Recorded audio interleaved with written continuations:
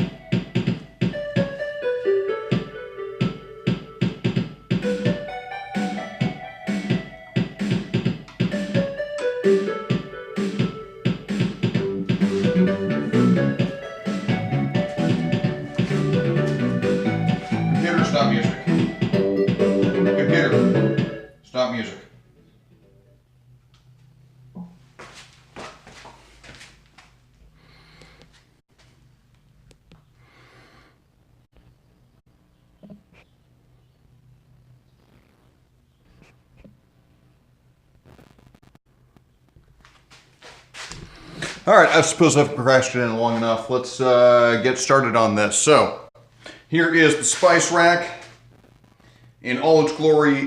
We stained it last night, and also got the missing wire bracket that I had screwed up on the last one, so that's working well enough now. And now I'm just going to try and epoxy those in. So I got this cheap little bottle of 2-part epoxy, and I'm going to see if I can't glue these in a little bit. I'm not really experienced with using epoxy, so just kind of making this up as I go along.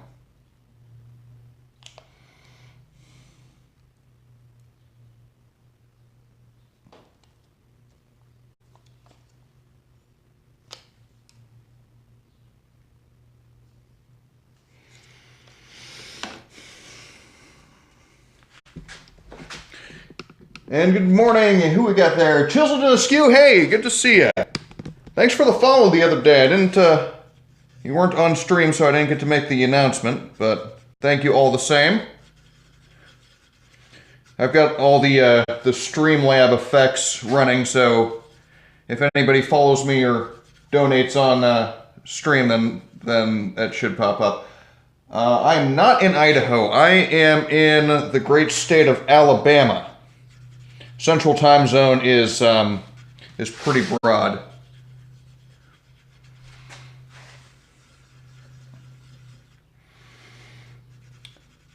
I think I might have visited Idaho once. Just once, but that was many, many moons ago.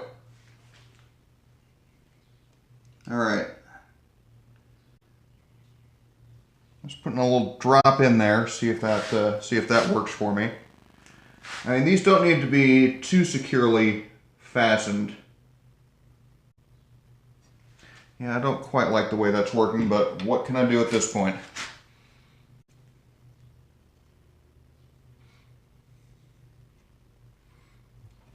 I've opted not to put polyurethane on this, so it's just going to be the raw wood with the stain.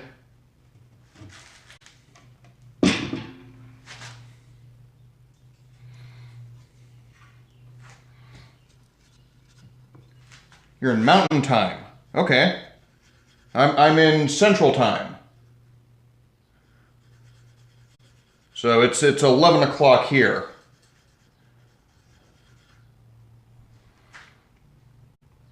Oh, I was not aware that it adjusted for time zones. This is actually working out quite a bit better. Now, the last place I lived, we cycled between Mountain and Pacific because Arizona doesn't do the daylight savings. Which I wish there were more places like that, because adjusting the clocks is kind of silly.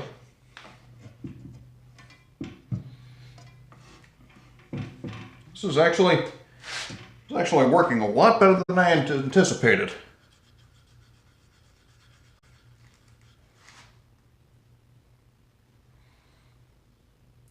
Put a little drop in there, it seems, and let it sink in. It doesn't go in just right off the bat. You have to kind of, but it does eventually kind of sink in there. I'm no fan of daylight savings time. It's an antiquated system which had questionable value at the outset.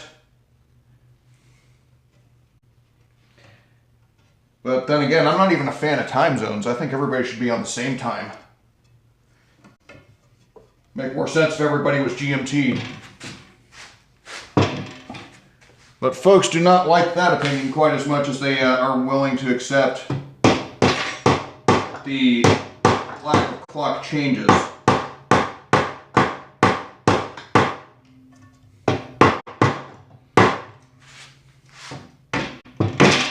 But you know, when you get multinational companies, you know, doing international commerce, it just doesn't make sense to have separate time zones. especially considering when you're doing like the daylight savings and all. Different countries go on daylight savings at different times of the year.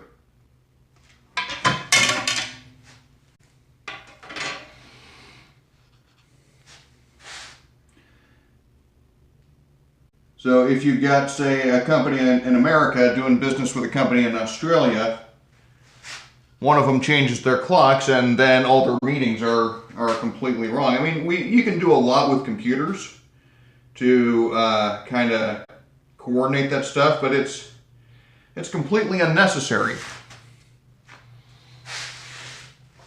Just put everybody on GMT, and then everyone will know exactly what time it is when they're talking to somebody else, no matter where in the world they happen to be at. That's military does that. We call it Zulu time.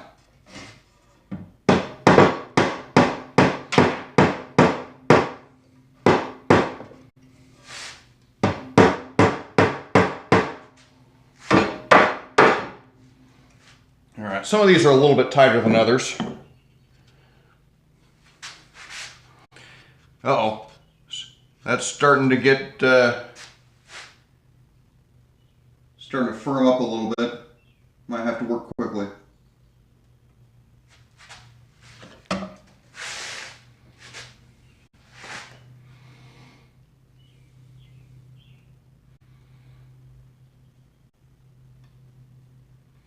Or I might just have to put together another little batch of epoxy.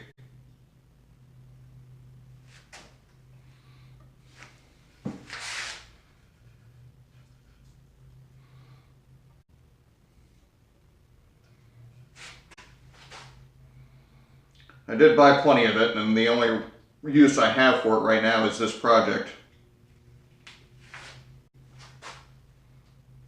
Yeah, now I'm committed. I have to do this now. Wow, no. Oh, shoot.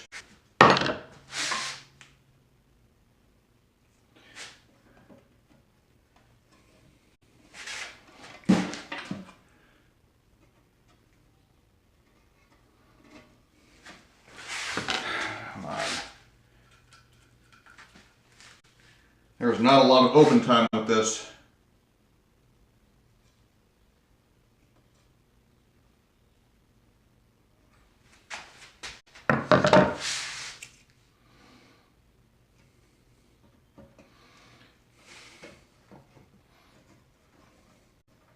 No, I am not a fan of metric, to be quite honest. The imperial system with all its faults does have a lot of advantages, particularly with woodworking. Though if you were to offer me a base 12 system, I would be much more open to that. Because with a base 12, you can easily half, you can quarter, and you can third. Whereas with a base 10, you don't have that opportunity to do the thirds quite as easily, or the quarters.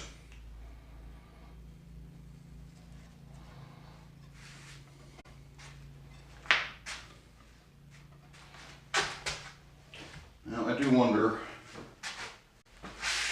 I'm probably not going to be able to clean this up too easily. Yeah, I might have to chisel out the remnants here. It's almost getting up.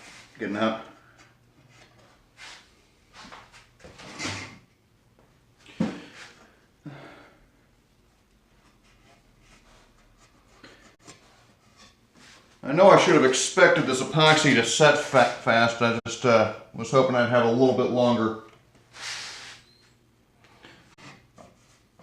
Tempting fate. This is what happens, I suppose.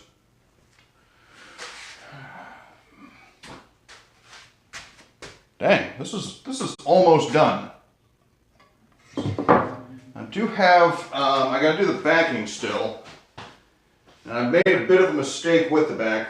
Well, one, I can't remember where I put it.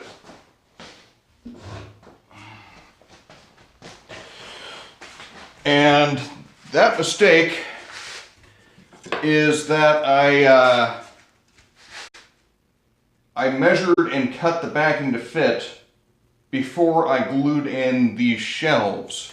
So once I put the shelves in, it actually pulled in the carcass a little bit tighter, and now the back doesn't fit.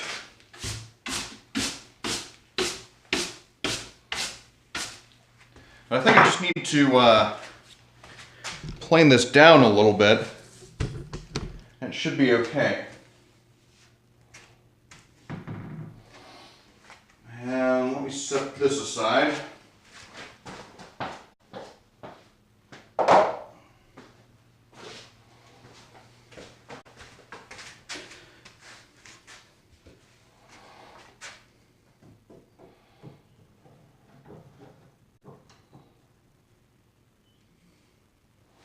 Now the question is, how do I hold this in place?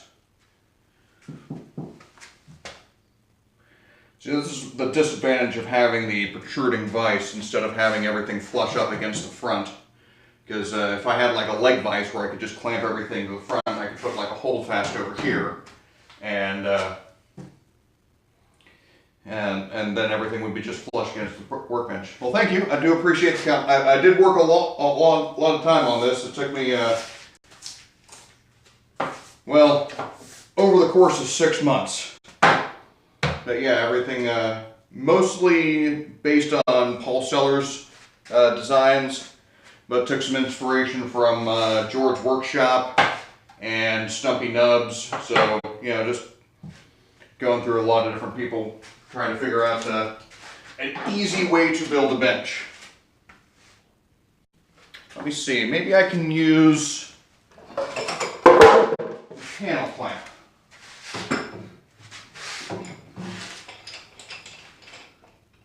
In conjunction with the holdfast. Does that sound smart?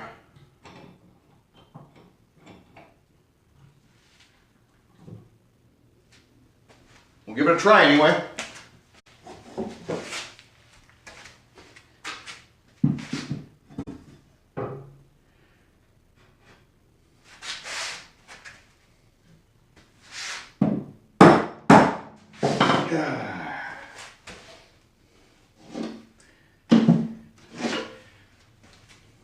So what I'm going to do is I've got, so more or less this is 1/4-inch poplar slats glued onto a 1/4-inch plywood backing.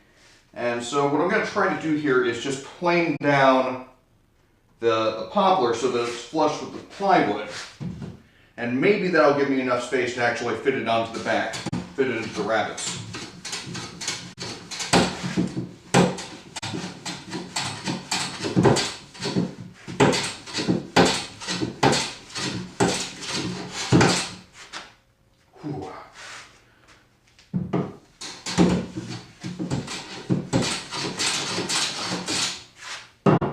Might be able to take a little bit heavier pass. I'm just trying to be careful here because I don't want to do any tear. I don't want to have any tear out.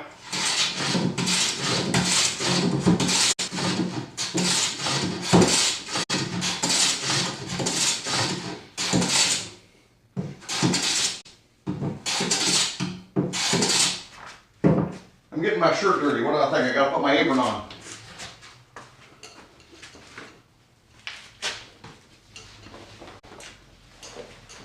There we go. Now I look like a real woodworker.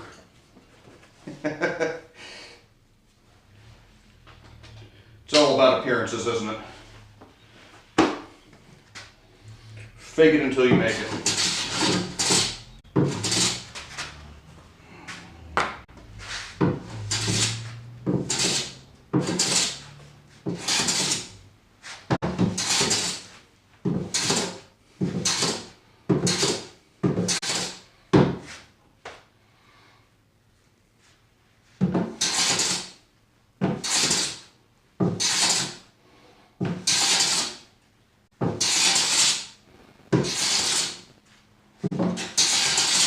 This bench was, at least the base of it was pretty much just scrap that I had in the garage. The front legs here are 2x6s that have been drying for about a year or two. And I've got those laminated up and actual double mortises into the bench top. And bench top is 2x4s laminated together. And those were kiln dried because I didn't have enough sitting around.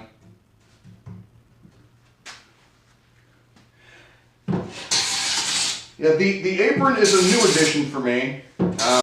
Wife bought it for me about a month or so ago.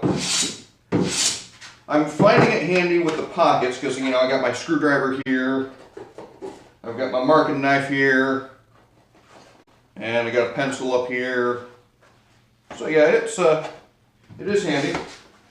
It does keep the shirt a bit cleaner, which is nice.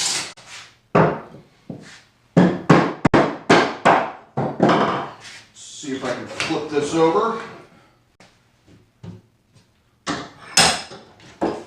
So I bet the other side's about the same. Yeah, we got some wood to plane down here too.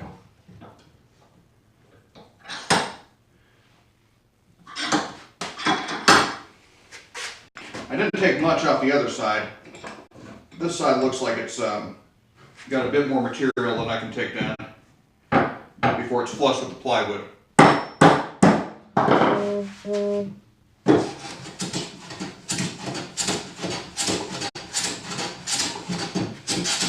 Not having really any problem with tariff just yet.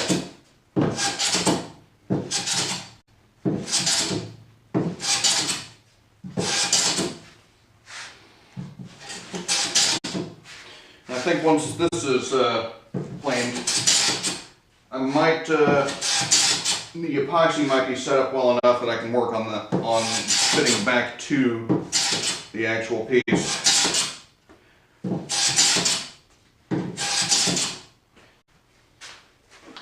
And it's just a matter of fitting the mounting hardware, and this can go in the kitchen. Although those epoxy fumes, they're kind of strong. I probably want to wait maybe until tomorrow to actually put it in the kitchen.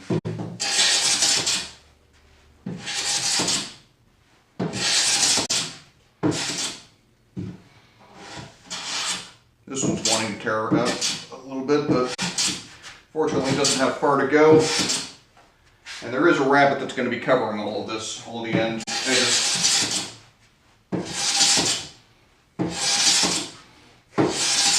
Actually a bit too much of a rabbit because I cut it too wide.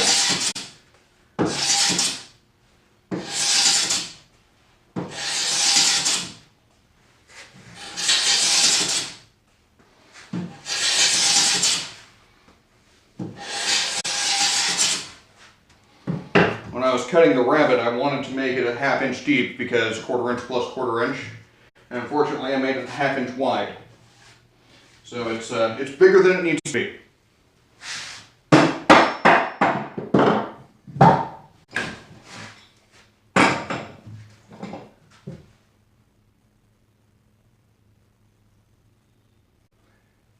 I go by Warcrimes as well, or you could call me Steve. I guess I'm okay with that, or Steven.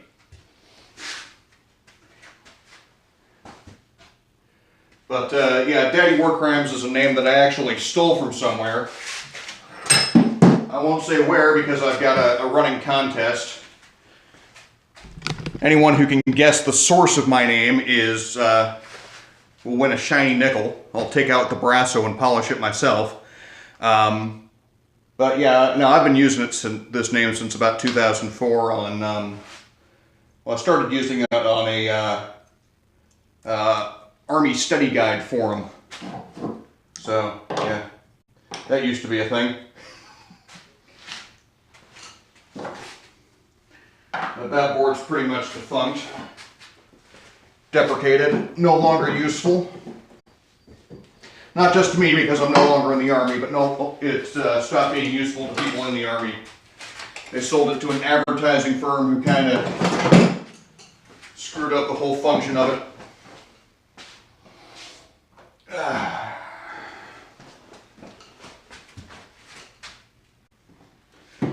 So do you go by chisel?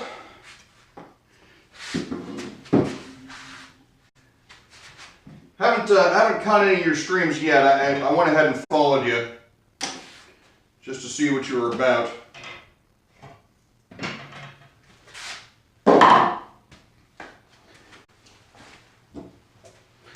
And okay, that's the bottom now.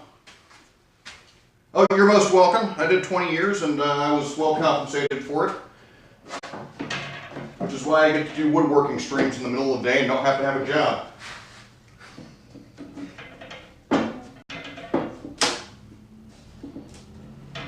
Uh-oh.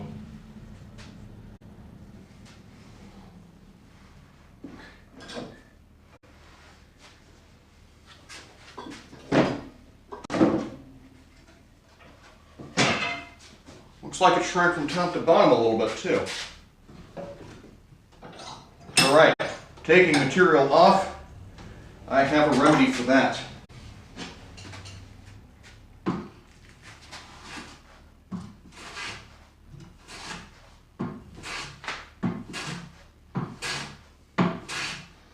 It's just in this corner, this back corner where it's not fitting, so this is going to be easy.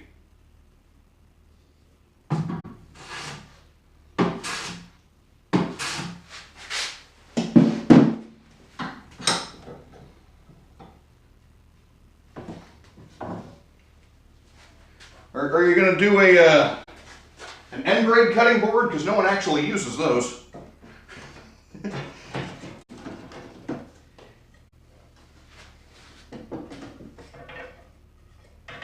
Shoot. Now I wanted to, I've not made the cutting board yet. I know it's a rite of passage and all. But I was actually, don't steal my idea here. I want to make a Minecraft workbench end grain cutting board. So take the image from the Minecraft workbench and turn that into an end grain cutting board. Yeah, my wife kind of usually gets up pretty late, so in order to save the bandwidth so that I'm not using it all when she's needing it, I generally stream during this time. Unfortunately, now she's been waking up early, so I don't know. It was an idea. This probably isn't a great time to stream, but it also I looked at the list of woodworking streamers that's in the woodworking community here, and more or less I kind of figured out when everybody was on and was trying to avoid those times, and it seemed like nobody was streaming at this time, so that's another reason why I picked this slot. These are not nails, these are screws. Okay, I need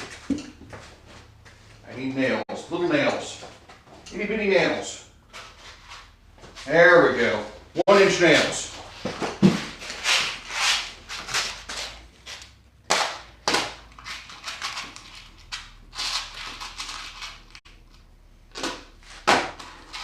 And I need, I'm gonna pre-drill this.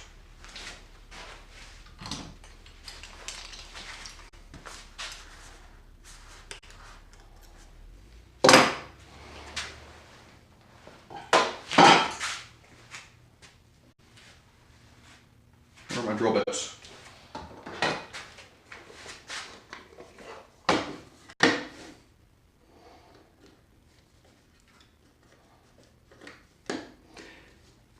Yeah, when I started seeing Clint on, it's like he wasn't on that list that I was going off of. So yeah, I kind of stepped on him a little bit because I think I start about an hour before he ends his stream usually. I think he ended a little bit early today.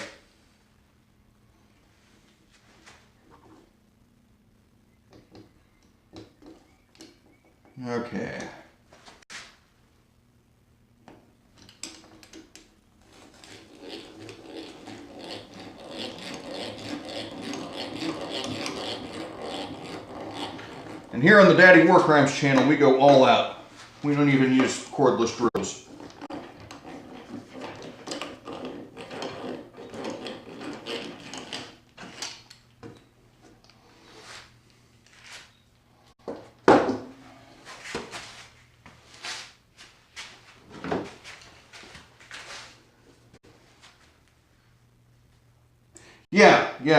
I actually tried to get on that list, but she never answered any of my messages.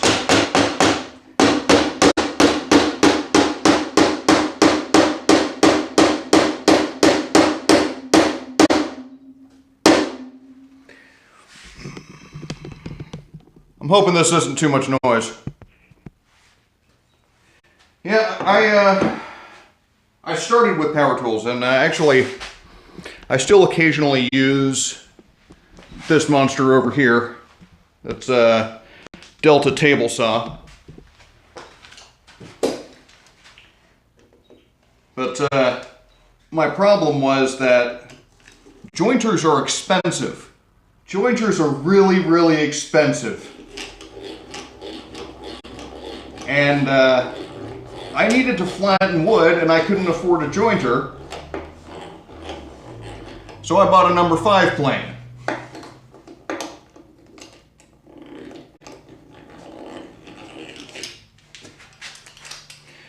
And then I discovered how to do actual proper joinery with hand tools. Tried my first mortise and tenon, and I was hooked after that.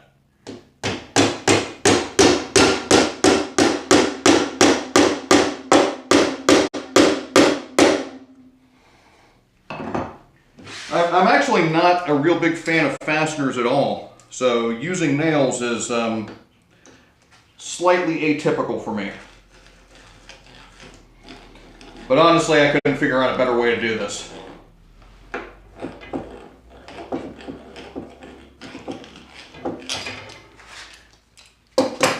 I definitely love how the hand tools work, and I love being able to have an actual skill that I can do with my hands. I think that really fascinates me.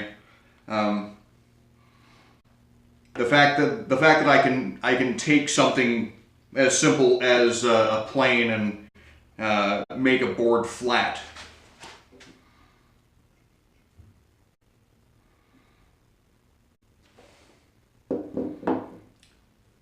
Joint up to about 6. I hope you mean 60 inches in length, not width, because that would be ridiculous.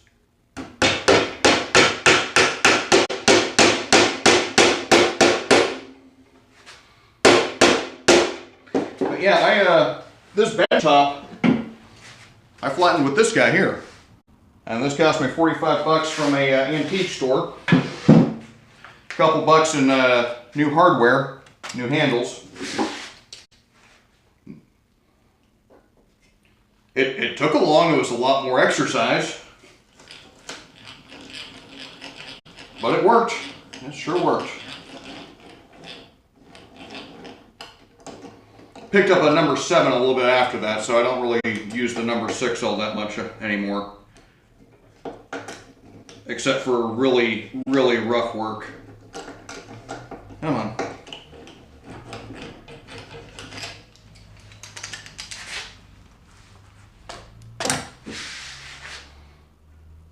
I gotta dig out my nail set too. Try and get these, make sure they're beneath the surface.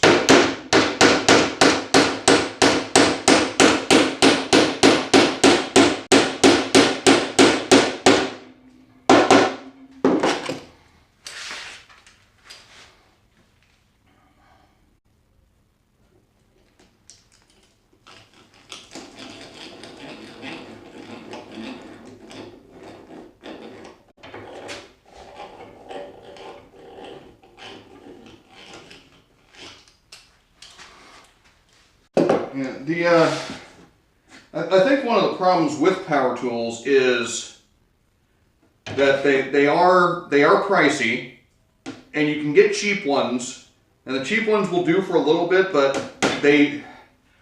I always just feel like I'm wasting money when I don't buy the big, all-encompassing power tools. Like my first two table saws, I had the Craftsman, which I gave away, and then the Ryobi. It's like these really don't do much at all.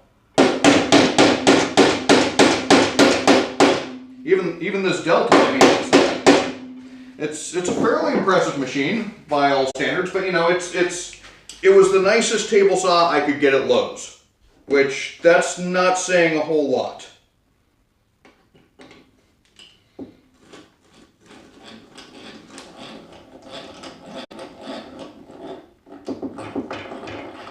No. We'll pretend I didn't do that. I think I might have gone outside the rabbit. Let's double check. Yeah, I did. Dang it. But yeah, with a jointer, you know, if you're not getting something big enough to do large or wide pieces, it's like, why even bother almost? And bandsaws, I got a little 9-inch bandsaw over there, and it's got like a 3-inch rip capacity, or 3-inch height capacity. So it's like, why even bother with something that small? And the reason is, that's because it was all I could afford.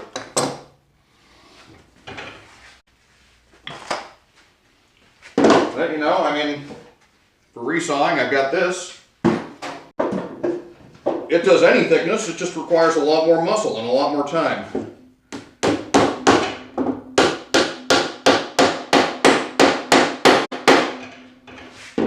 And those are free to anybody who ever had a grandfather.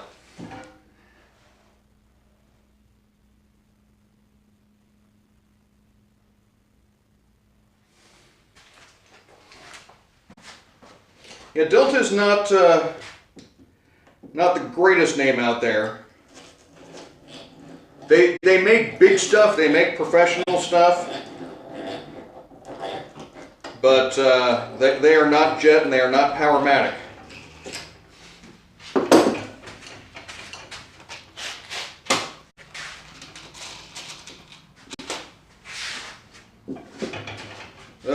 By chance, do you ever watch any of Matthias Wandell's stuff?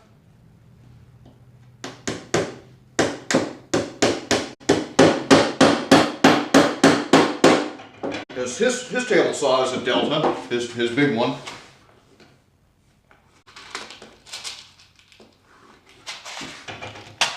But he's also crazy into the re-engineering of stuff, and he can make pretty much anything do anything he wants it to. Matthias Wandell, I am not. But he's one of the guys who really got me into woodworking as well.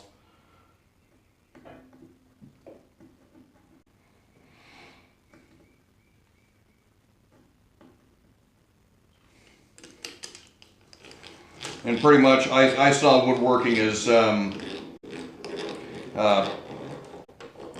you know, just doing butt joints, and I couldn't understand why everything I was making was all flimsy. And then I learned about box joints and never looked back. My favorite thing about woodworking is joinery. Yeah, I've never cared much for the Wood Whisperer. I've watched his stuff, and he's good at what he does. He just does not entertain me all that much.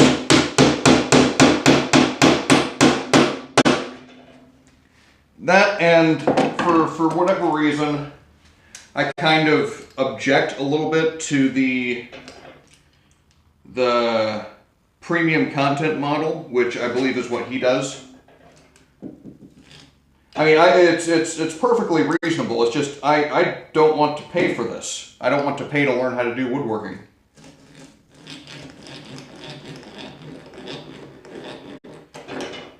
And I know Paul Sellers does that too, but You know, he's Paul Sellers. You ever seen his 3-minute dovetail video? Guy's savage.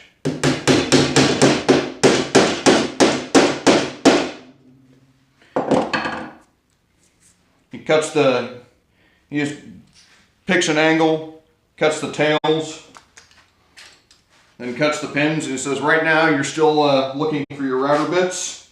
Right now you're still setting up your jig, having to kick the kids out of the shop because of the noise it makes. And when he finally fits the dovetails, it's like, I've been woodworking for 50 years and I've still got all my fingers.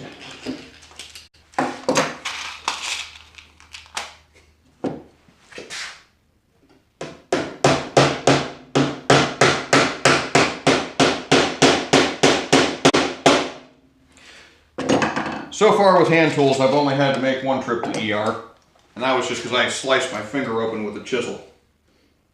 Don't do that. It's bad.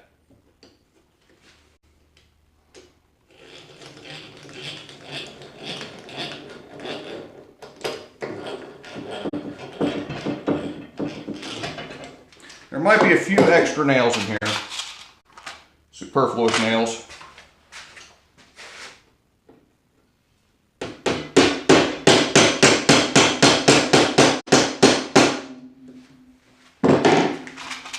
But I think that can be forgiven.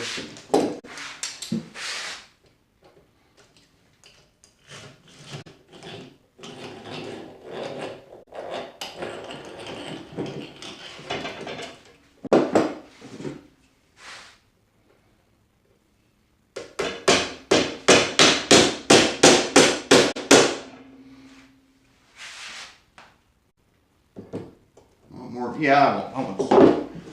Put some more in the corners. I think they're deserving.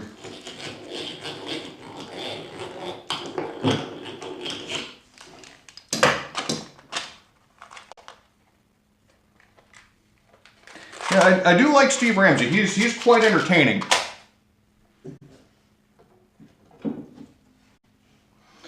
Yeah, pretty much everything I have learned about woodworking has been either trial and error, but primarily YouTube videos, which is one of the reasons why I decided to be on Twitch. I mean, I do have a YouTube channel, but it's the market for woodworking videos on YouTube is fairly saturated, and I figured I'd have a better chance at making maybe a little bit of pocket change on Twitch.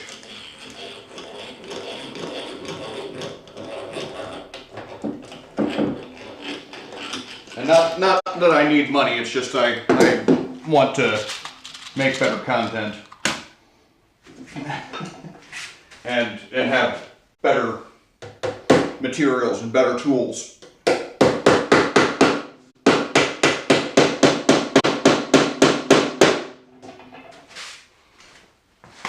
Army pension isn't a lot, but you know what, it's enough.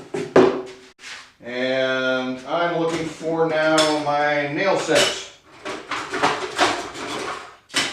It's probably buried in here somewhere.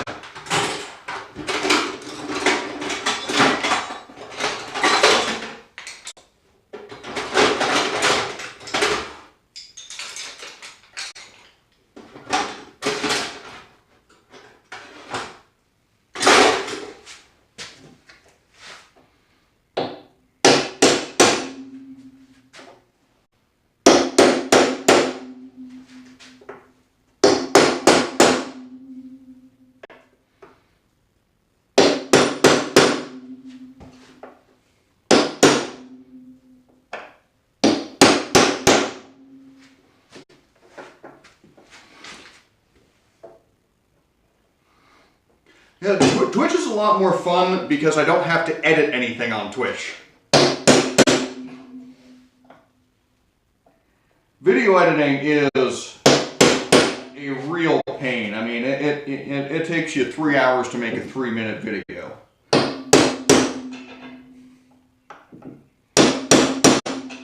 And that was especially true because of the software I was using previously. So for the past several years, I've been using OpenShot, which is a free open source video editing suite. And it's it does everything you would need a video editor to do. It's just it was completely unstable. Like anytime I tried to increase the speed of a clip, like do like a 16 speed, it would just crash. But I recently, for the last 2 videos I've released, I've been using Adobe Premiere. And that's working out a heck of a lot better for me. It doesn't crash, everything's really responsive, and yeah. How are we looking? Oh, that is a spice rack.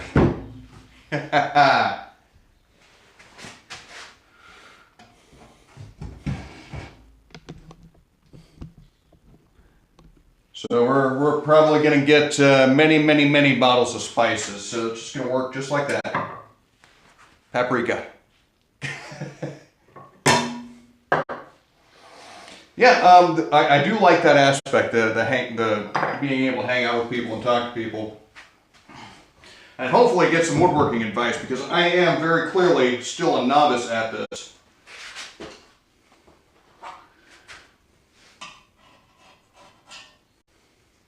These were just to remind me what order the wires went. Well, thank you, Chisel. I do appreciate the compliment.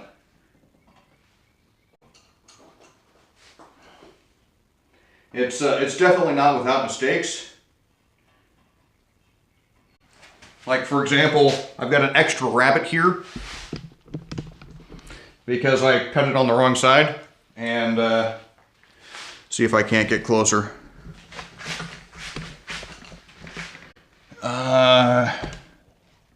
Right here, I cut a dado on the wrong side of the line, so I had to patch that.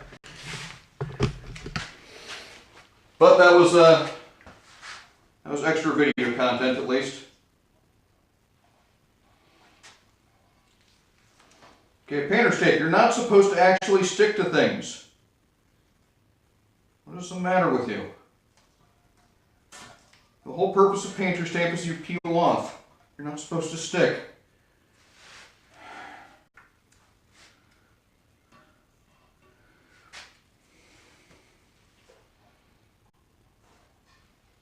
Now, somewhere around here, I've got mounting hardware. I'm going to have to track that down.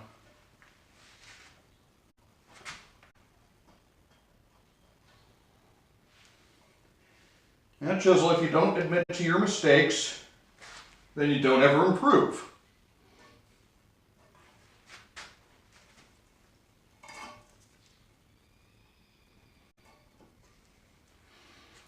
Now we can tell everybody else, but you know, between you and me, we know there's mistakes.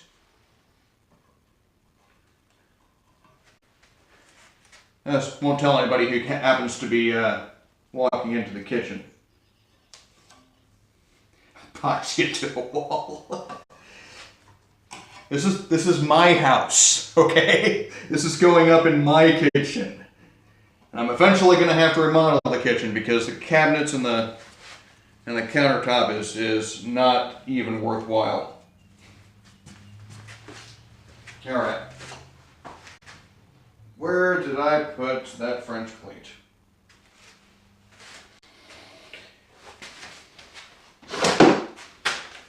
Too easy, right there. And since this is now the top, that's where the French cleat goes.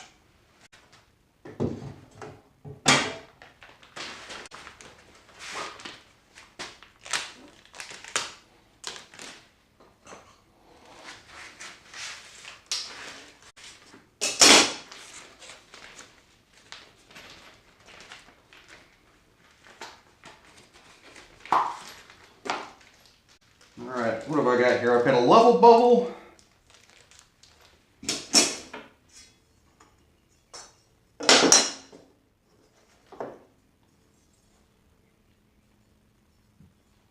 Okay, so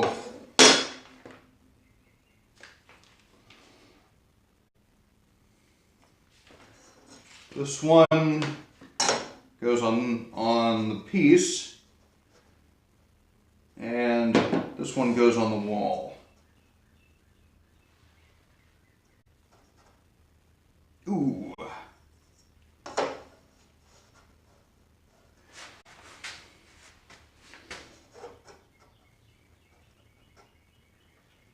That's not ideal. So I've got this cleat, which is, if I mount it to the actual the top of the carcass, then it's going to be protruding above.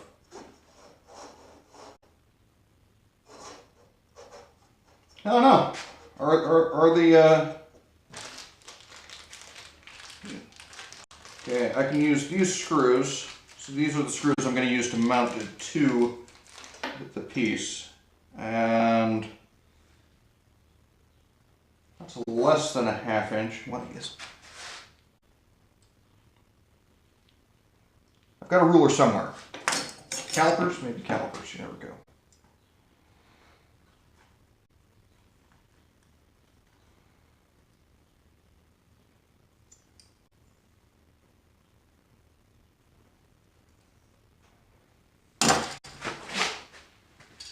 I don't know how to actually use measurements on calipers. Okay, so that's more than ½ inch.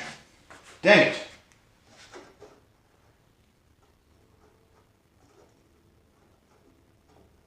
Okay, so this is actually going to have to protrude above the top. I don't see another way around it. Now, fortunately, I think this is going to be high up enough that no one will see it. Or at least, no one except me, because I'm the tallest person in this house.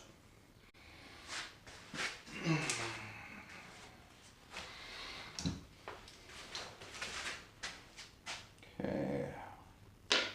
I think I want a bigger drill bit.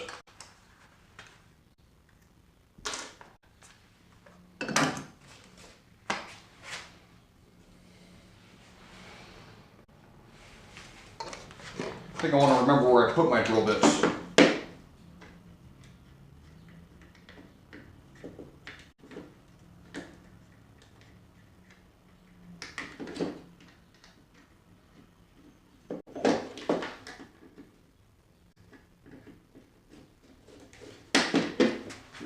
That seems to be a little bit excessive.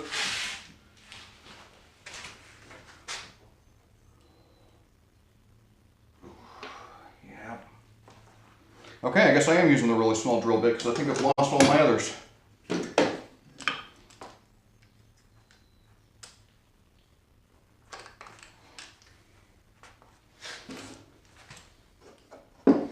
Memory is the second thing to go. I'm sure that's part of the joke, but what's the first thing?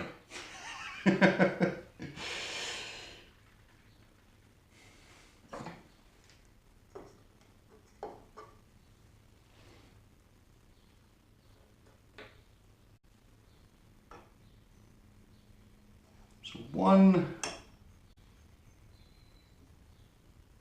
2, 3,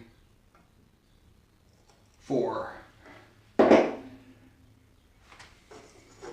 You know, I'm not sure why I asked, because I was pretty confident that was the answer.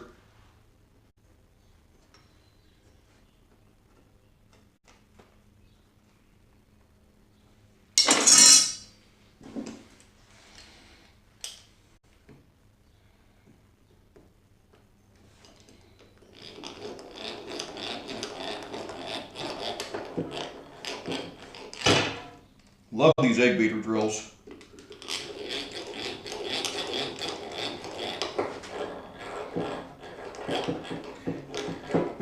I'm starting to like the power drills less and less, just because of the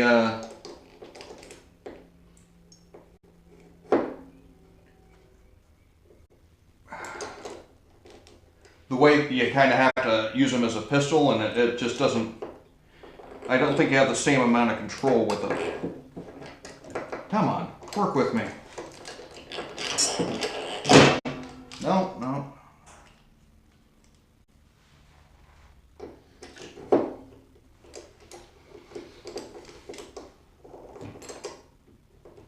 And I say that right as I'm having extreme difficulty with my egg beater drill.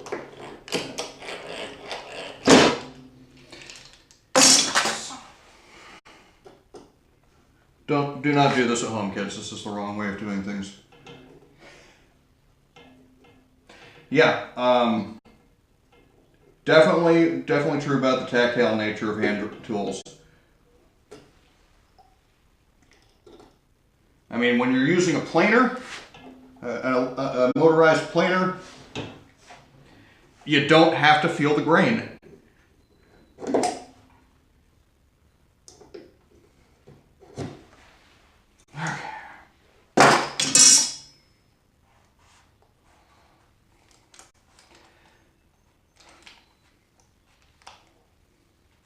Last night I was watching a stream.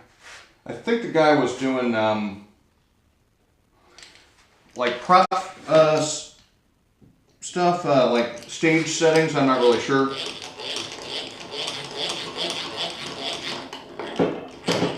He was using his chisel as a pry bar. And when the dang thing bent on him, he was like, oh, this is why you don't buy cheap chisels. I'm like, no, that's why you don't use your chisel as a pry bar.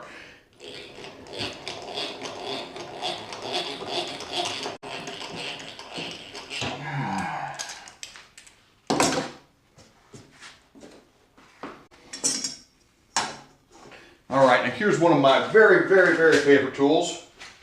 The Yankee screwdriver. Love this thing.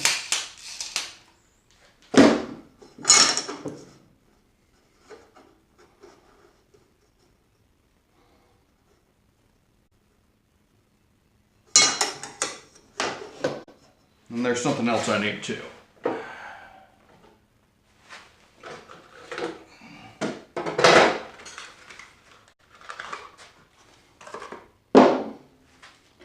Are you talking about the chisel or the screwdriver? There's a lot of things that could be horrible. I know a lot of folks don't like these screwdrivers very much.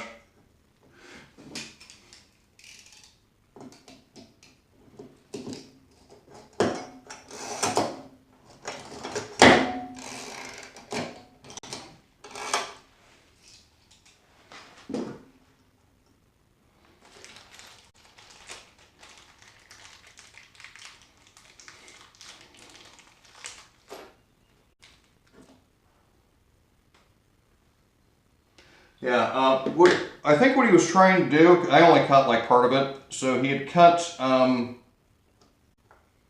it looked like he was trying to make like a dowel joinery at the end of a 2x4. So it kind of looked like he did a hole saw in two spots to make two dowels out of the end grain of a 2x4. And then had cut out the waist like with a jigsaw or something.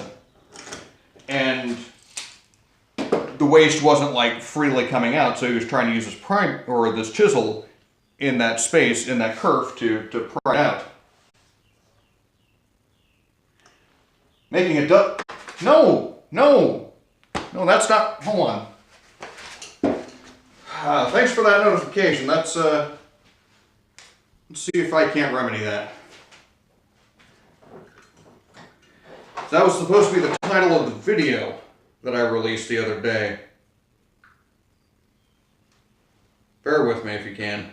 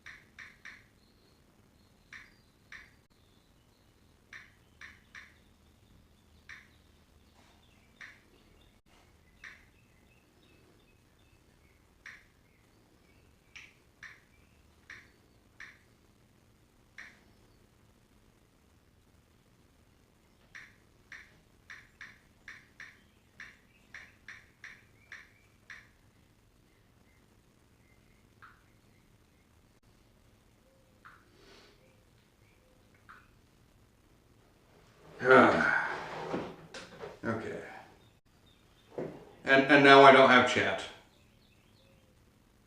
Or is chat just deleted on me?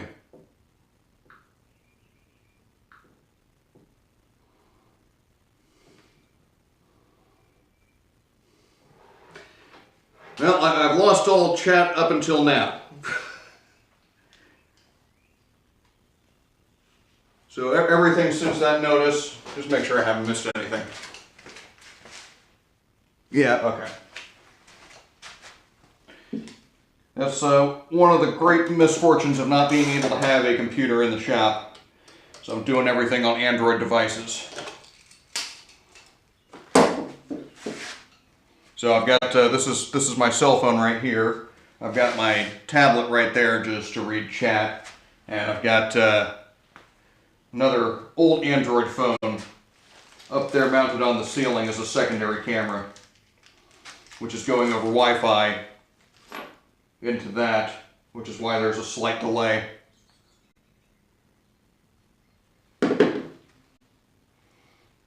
But I will not risk my shiny new MSI laptop,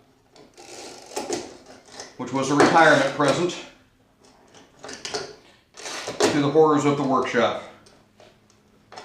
All the dust and potentiality of dropping.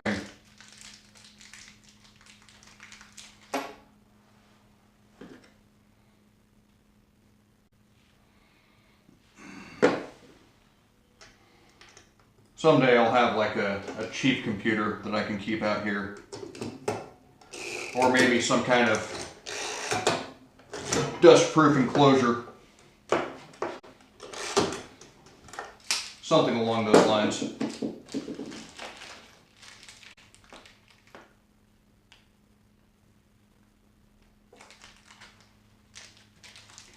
Yeah, my wife had an old MacBook that she wasn't using. And I had tried to get that out here. That's the wrong drill. Unfortunately, it was an old MacBook from like 2006.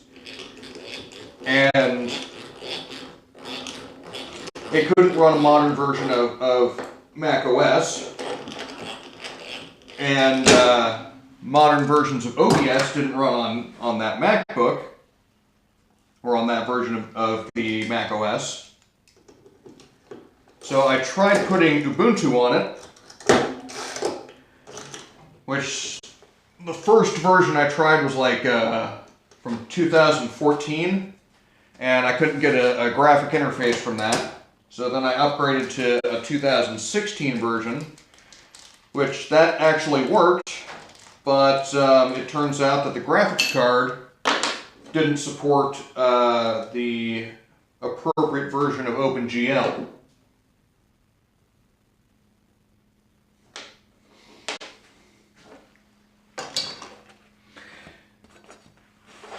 Yeah, I guess, I don't know, I guess streaming is a complicated sort of endeavor for computers. Although this phone seems to have absolutely no issue with it. But, you know, I only go in like 480p, so that's, that might have something to do with why I'm doing okay. And yeah, I think I can actually, other than installation, this project is done. I have a spice rack. It's taken me quite a while. Many hiccups along the way. But yeah, I made something out of wood with my hands in a manly fashion with a fantastic mustache along the way. And very few innocent young maidens were tied to train tracks along that way. Only those who might have had a passing relationship with certain members of the Royal Canadian Mounted Police.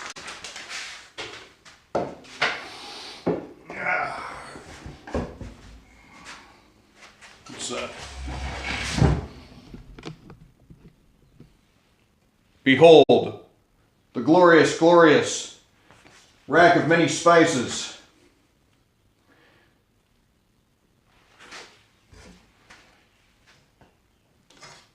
I'm sure we will be folding space in the kitchen in the near future.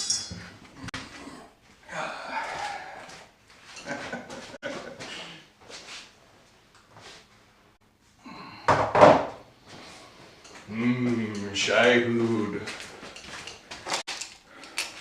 All right. What time is it now? We've been in here an hour. Oh, David, that was you. Thank you. Chisel, this is BB Frogger, my friend from school. Many moons ago, I used his music in all of my things because he is a very decent composer. Strange, but decent. Takes some getting used to at times. Unfortunately, I've been dealing with him for the last 20 odd years.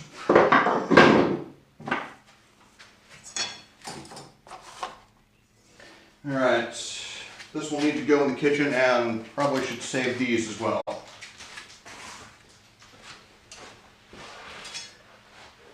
There's nothing wrong with Strange, but you gotta use socially acceptable time signatures, alright? Nobody wants to listen to music in 7, unless you're Pink Floyd.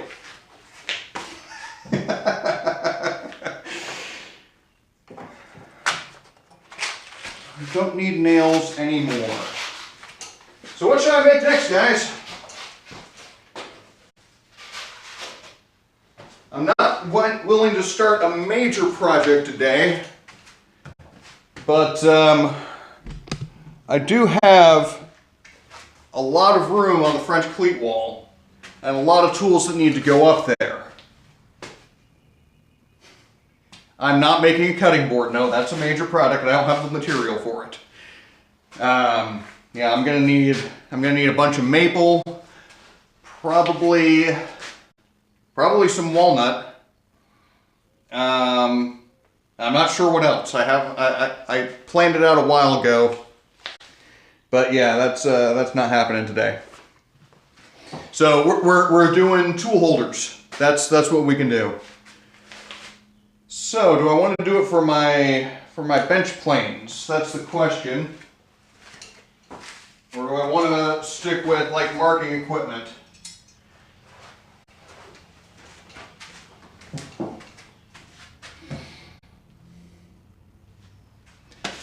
Yeah.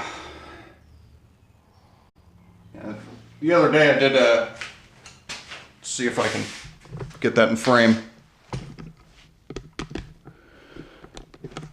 Here's my draw knife, which I've never used and isn't sharp, and there's my sword, which is another retirement gift. I don't know how to use that one either, but it's okay, it's dull. I don't think it's actually supposed to be used for anything.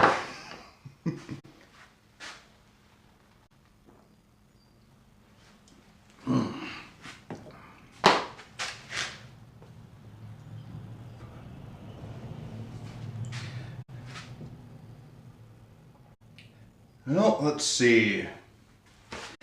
I think what's really taking up room right now are my saws and my chisels. So if I could make a chisel rack, that would help me out immensely. And I do want to do this a little bit nicer than this stuff. So possibly get some oak out here.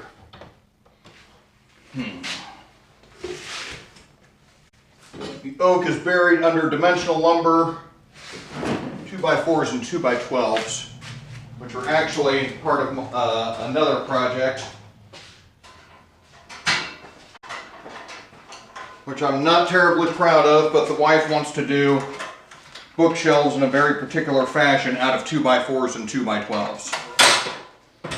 And pocket screws, if such a thing can be spoken in a workshop such as this.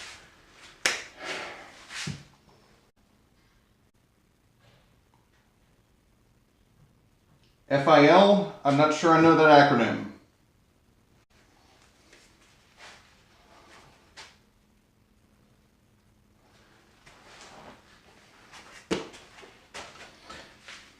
But yeah, this one was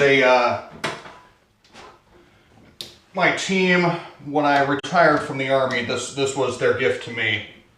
It's an Army NCO sword.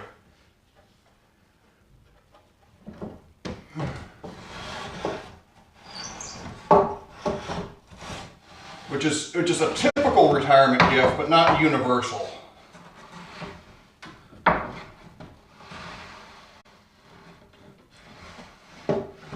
I've seen NCOs gifted officer sabers on occasion, which is just wrong.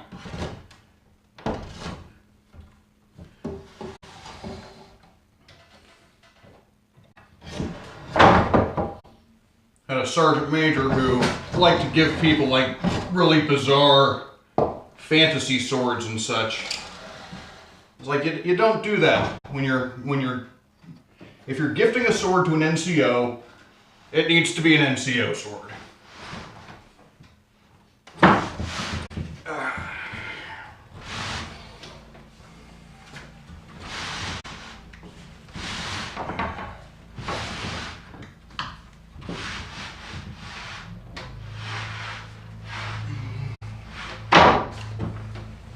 Okay. That was a bit more work than I was expecting.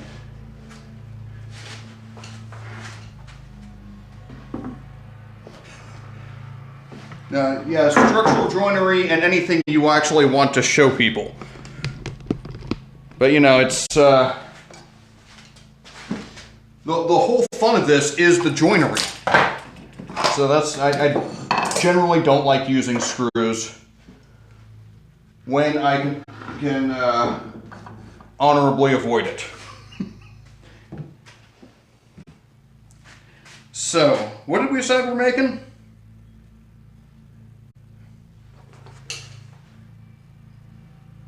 Well, you know, I guess we're kind of committed at this point, so.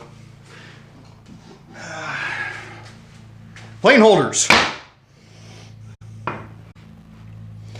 So, we'll leave a little bit of room at the top in case I want to have some kind of hook on there. And I'm going to leave at least 3/4 on the bottom so that I have something for it to rest on. And the sides, we're probably going to have to rip those down a little bit as well. So we'll call it right about there for now. And dang it, I hate when I do that.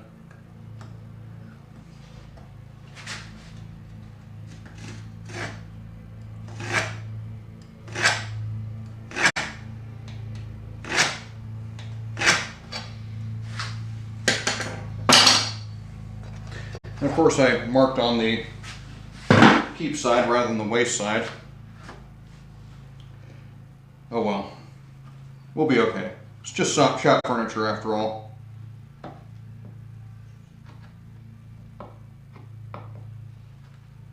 This is a bad, unsafe way to chisel.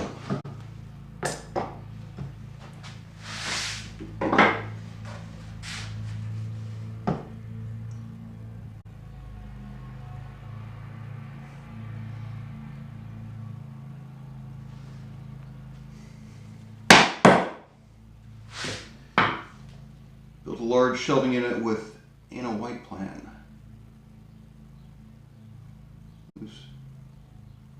Okay.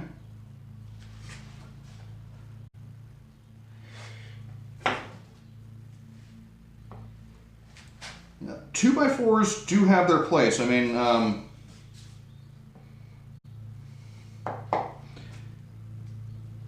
as much as pine and Doug fir are not the prettiest of woods, they are, and they're definitely not the strongest of woods, but as far as like structural stability over length, I mean, if you tried to frame a house with 2x4 oak beams, it would fall apart. It's just, it doesn't have, you know, the same kind of structure that that Doug fir and whatnot have. So there are advantages of it. But yeah, it's always a pity when you've got nice wood that you don't have anything proper to do with. I've been hanging on to this piece of figured walnut that I bought a couple years back.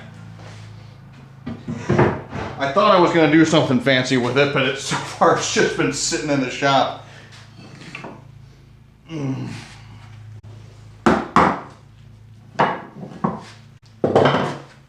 Now another question, do I want to have an individual holder for each plane? That I'm not entirely certain of.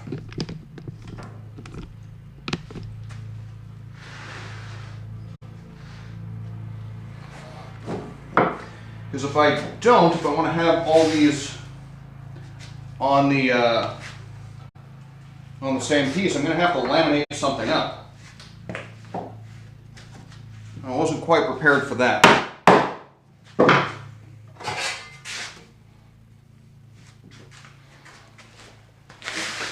So far, most of my wood is just like Home Depot, but recently I found a sawmill just a little bit north of me, about half an hour north of me, and they've got some nice stuff, so I'll be working more with that. I mean, pretty much everything I've been doing is just like 3/4 maple and 3/4 poplar.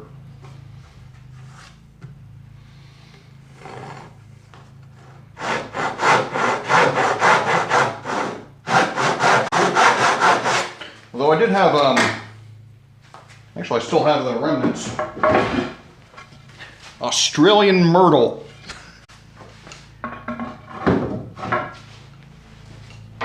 Someone gave my wife a boomerang as a present, so I had to make a boomerang stand out of Australian myrtle.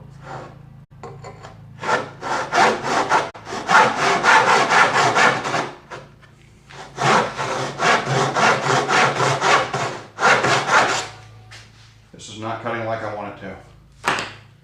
Possibly because I'm not paying attention.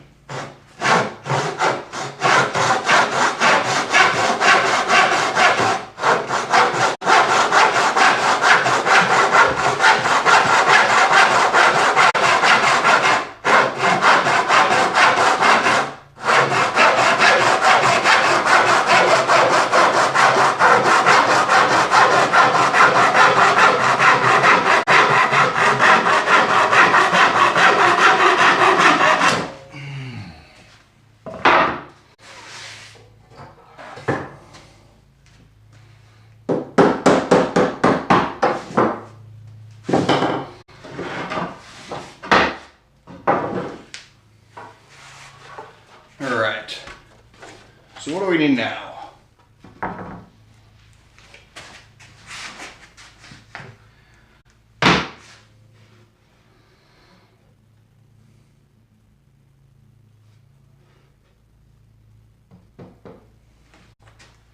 Well, I definitely need a base for this to rest on. So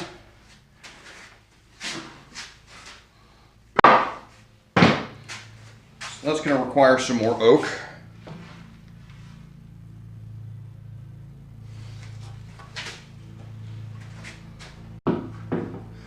Well, I do appreciate you stopping by, Chisel. It was good to have you, and again, thanks for the follow.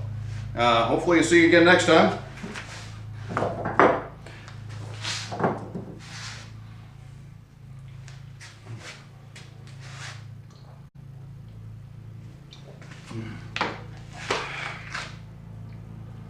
Okay.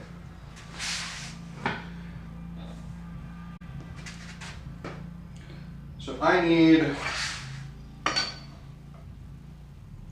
that's 5.5. Actually, I don't need 5.5. So what do I need here? I need 1.5 past that.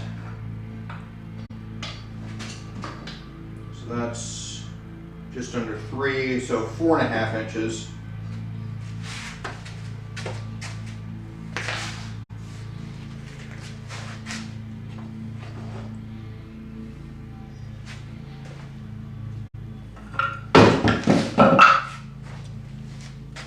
I'm starting to see the limitations of French cleat systems because the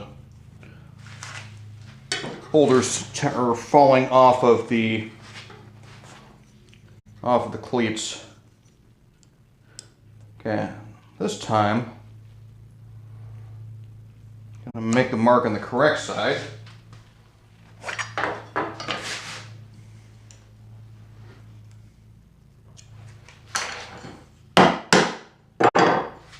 That is not a proper way to use a hammer.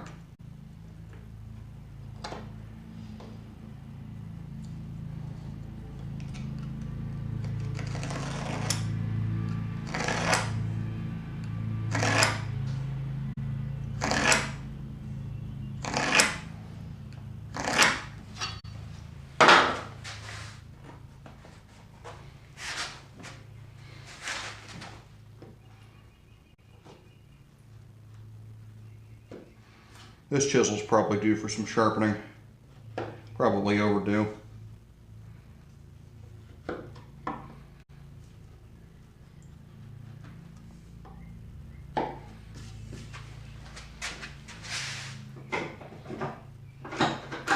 You know, didn't I say I was going to make holders for the chisels?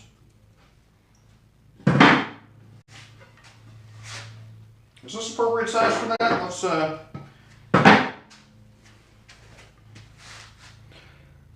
well, and see, this is the real problem with having a workshop, is trying to figure out what you want to do.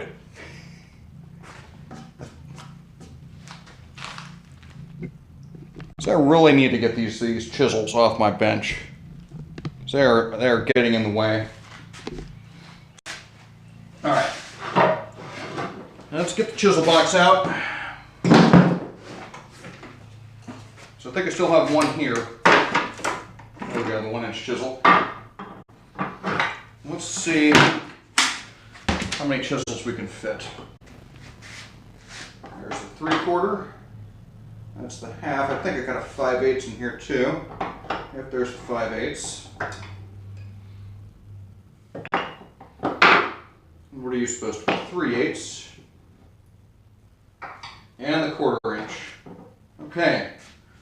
Enough room for these. And the beater chisels.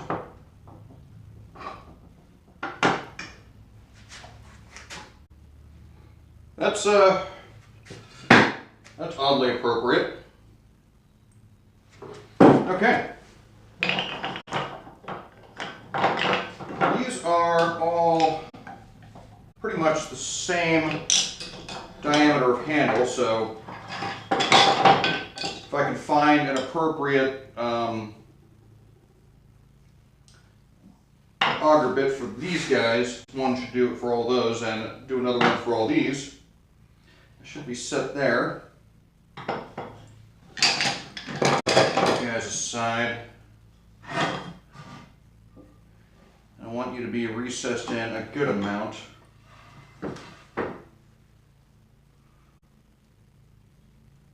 So I will call it right about there. It's about halfway.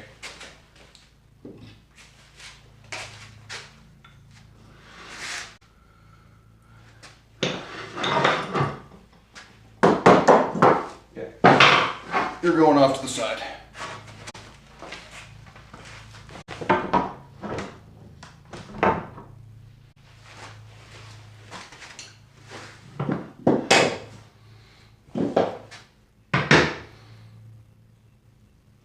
Tempting, but no, let's not do that.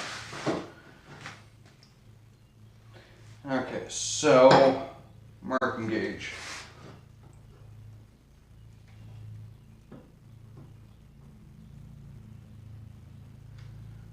Yeah, I think that ought to be fine.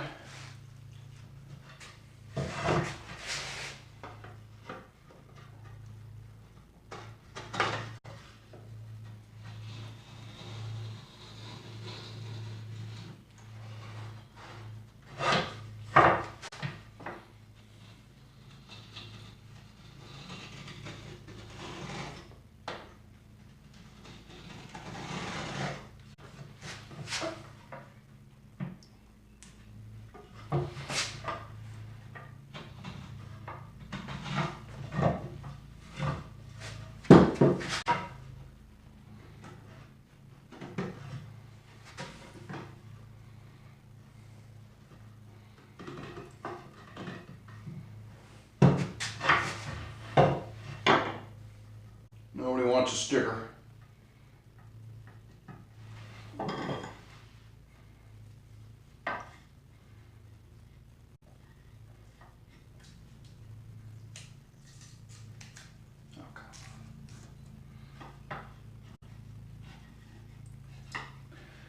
actually not really a big fan of oak. I don't like how open the grain is. But it is cheap as far as hardwood goes. And this was actually all intended to be part of the French pleat system back there. And I just got two pieces left over, so I did not calculate it properly.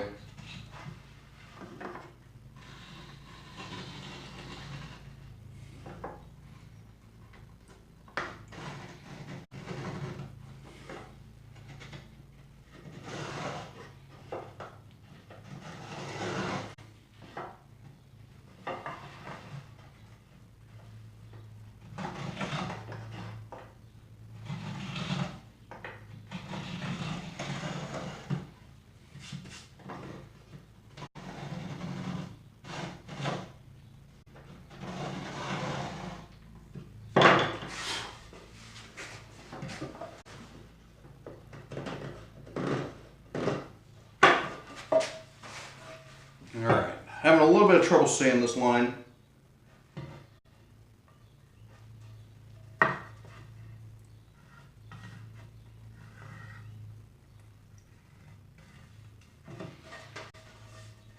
You know, I think I like this side better.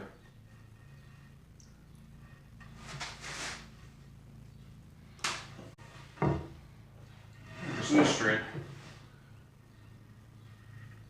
The curvature of the grain is throwing me off. That's why I need to do a pencil line on here. Just kind of going all kinds of wonky.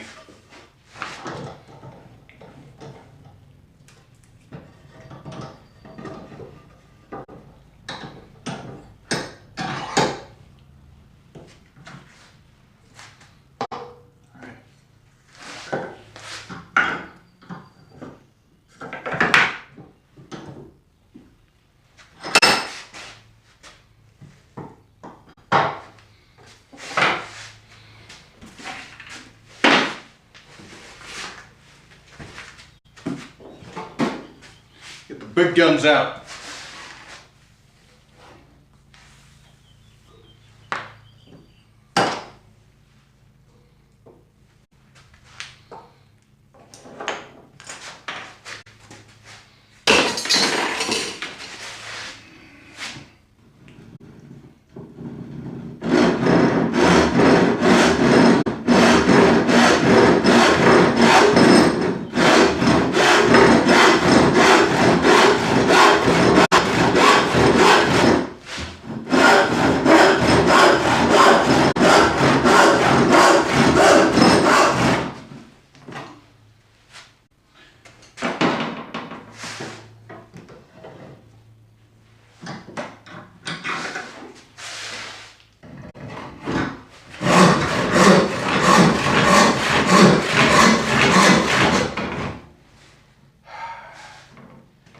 Relax. Okay. Putting too much pressure on it. You gotta let the saw do the work.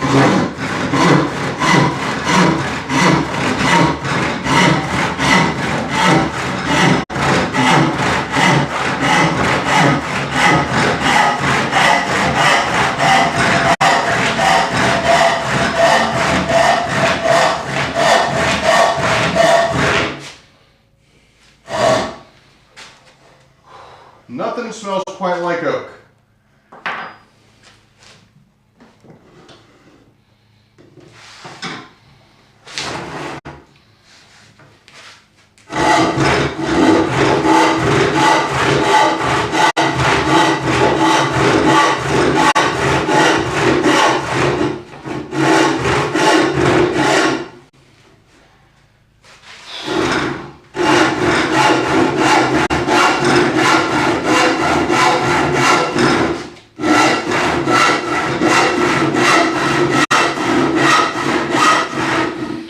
Now, if I was using a table saw, I would have been done 5 minutes ago.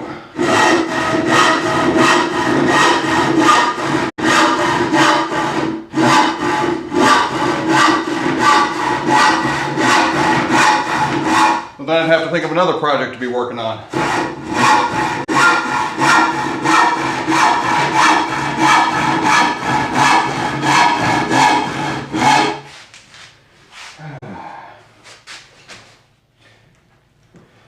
have to get another form of exercise too.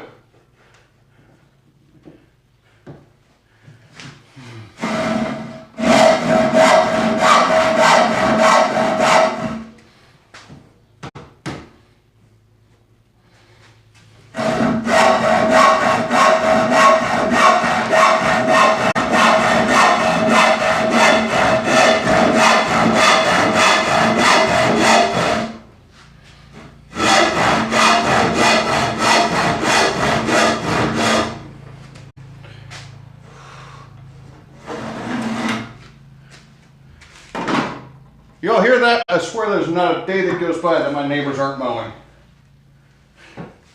At least one of them. One of them's always mowing something.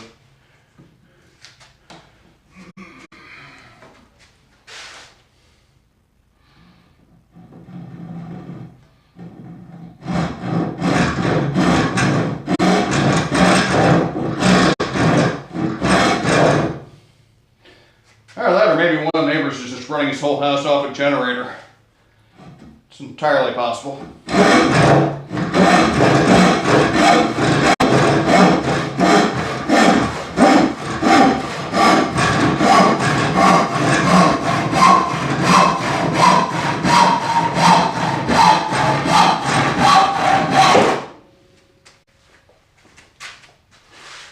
And a good little notch in my workbench again.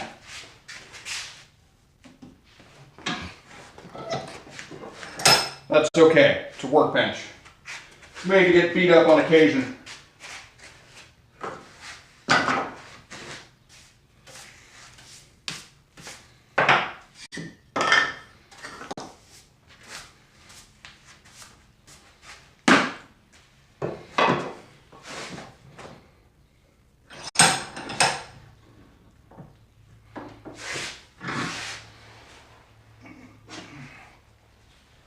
All right, number 4, what do you have to say?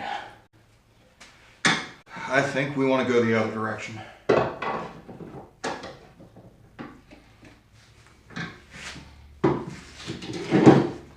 Skip, skip, skip, skip, skip.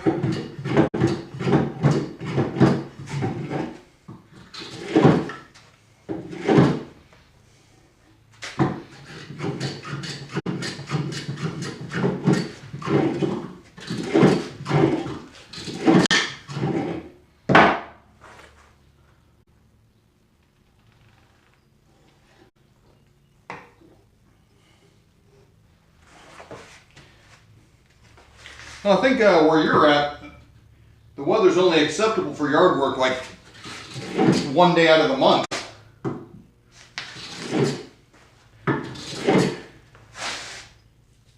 Grimbo slice, yeah, it is still pretty rough. That's why I left myself some extra space.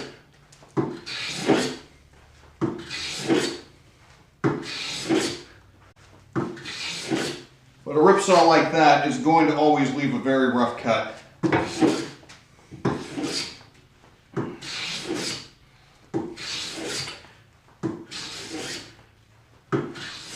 That's okay, you just you smooth it out afterwards. And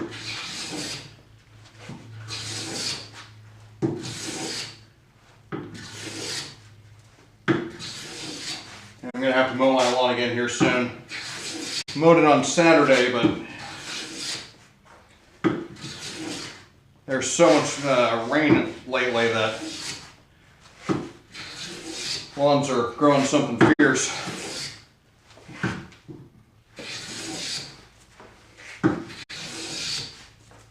Yeah, and that's something you don't get when you're using the machines either, is you can't really hear how the wood is behaving.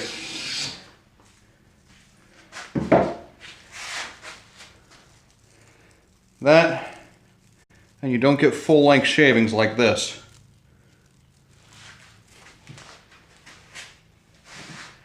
Not quite there. I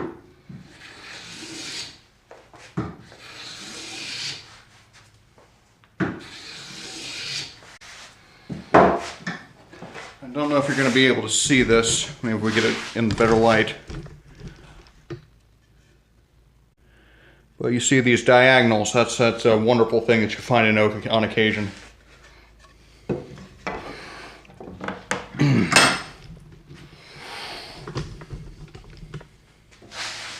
Yeah, with the when you're planing something smooth or planing something flat, the plane always cuts the high parts first and skips over the low parts. That's the whole purpose of the plane. And it always reminds me of this thing I heard on the radio years and years ago. They had these old tape loops, which,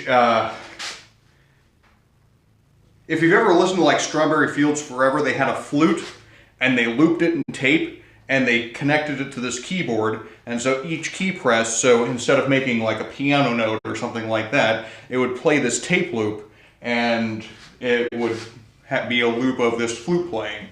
And so they used that on songs like Strawberry Fields Forever. Anyway, there was this thing where they had this archive of all these old tape loops and they were trying to digitize them and they were just degrading. So they would play these tape loops over and over again and the magnetic material would start wearing off, and so you'd hear these tape loops and they would just play and you would hear the note that they was supposed to play, and it would get just degraded over and over and over again every time it looped through as the material was wearing off, until all you'd hear is just this constant tape tone. It's quite surreal actually, but planing reminds me of that for some reason, because you're taking out the high spots and the high spots get wider and wider and wider as they get lower and lower until you were taking just one continuous shaving across the entire board. And that's when you know it's flat. It's when you get that continuous shaving. All right.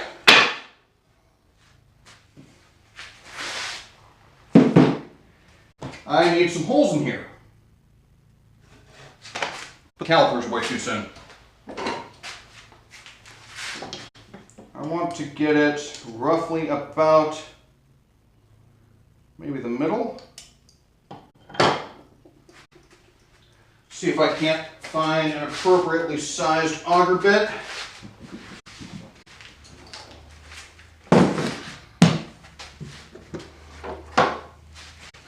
Actually, maybe I've got one already installed.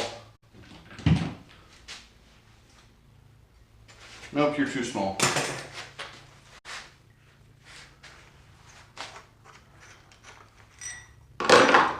How about you?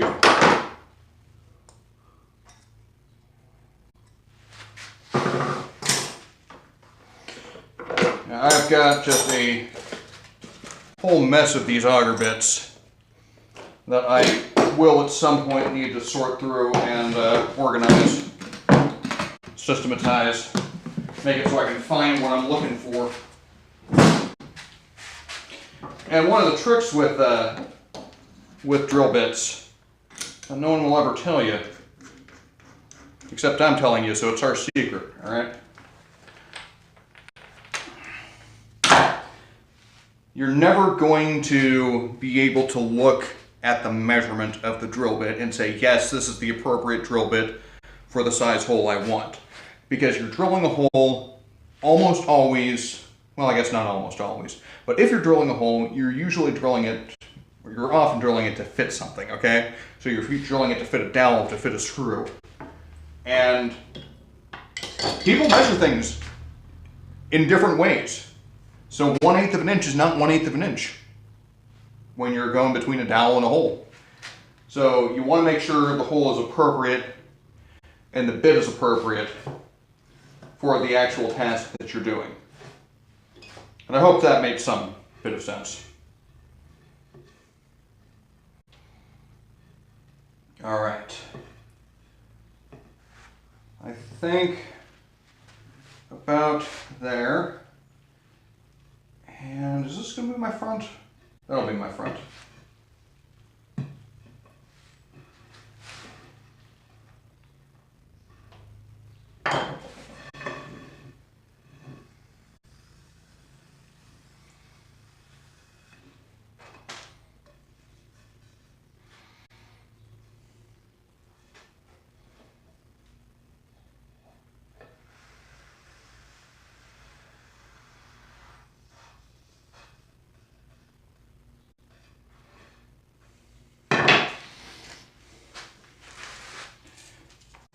Probably go better if my pencil was sharp.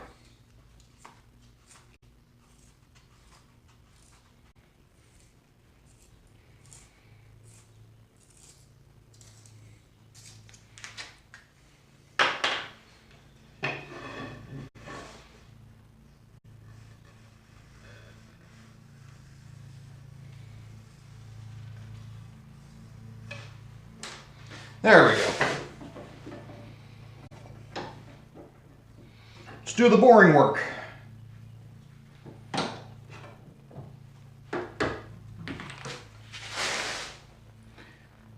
And you know what? I also want to mark where the chisels are going, just to be safe and make sure that I'm leaving an appropriate amount of space between them.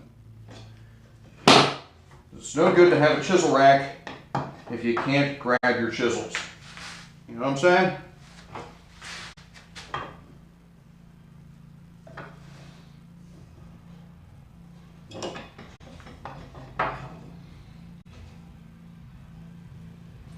Okay, I think this is a job for the dividers.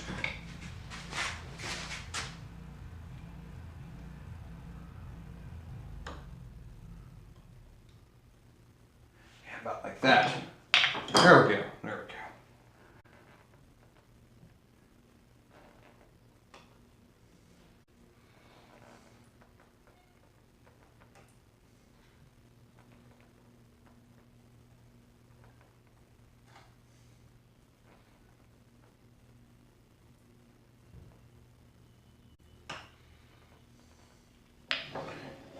We got 6 chisels, so 1, 2, 3, 4, 5, 6. I'm not planning on getting any more nice chisels anytime soon.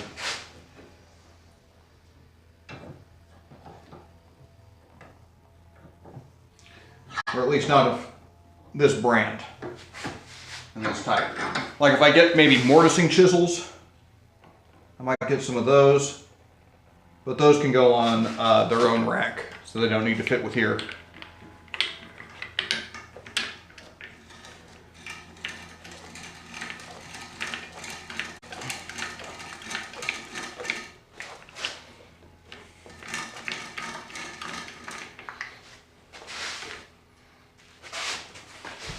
That's a little bit further than I needed. So we're just waiting for the snail to pop out. It's as far as we need to go. We don't want to go all the way through because that will tear out the wood. And nobody likes that. Let's try another angle. So I'm feeling like making you all seasick by tossing the camera off in random directions. How's it working? I'm sorry, folks. I'm sorry. One of these days, when I'm a rich Twitch streamer, I will have a cameraman to do all these things for me.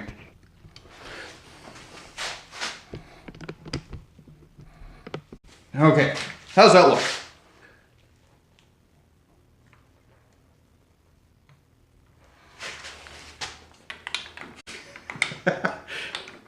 I'm sorry, man, I'm sorry. Grimbo. Can I call you Grimbo? It's hard to read from this distance, honestly.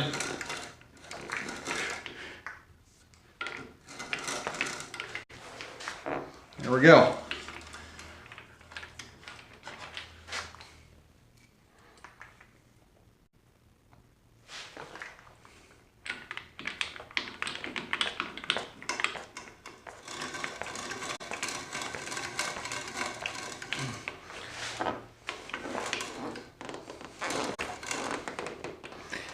Okay, about 8 turns is how far I need to go.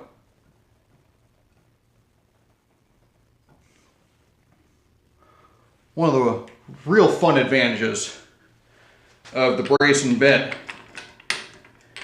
is you can count how many turns, and that will actually give you a very, very accurate depth. So, we said 8 turns, so 1, 2, 3, 4, 5, 6, 7, 8. And just the tip of the snail's pointing out. So some folks do this when they're boring out mortises, just trying to get the bulk out of it. And that way they can get consistent depth with their mortises. 1, 2, 3, 4, 5, 6, 7, 8.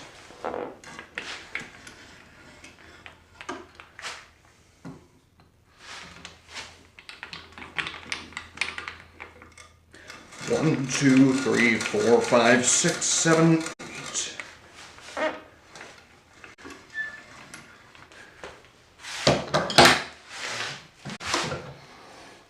And now we've got 6 holes, all of fairly uniform depth, but more importantly, they're just peeking out the other side.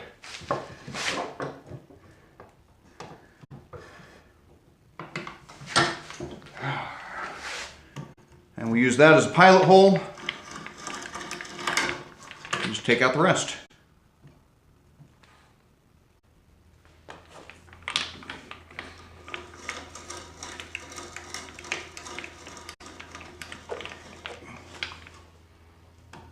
Or at least that's the plan. This one's not cooperating. There we go.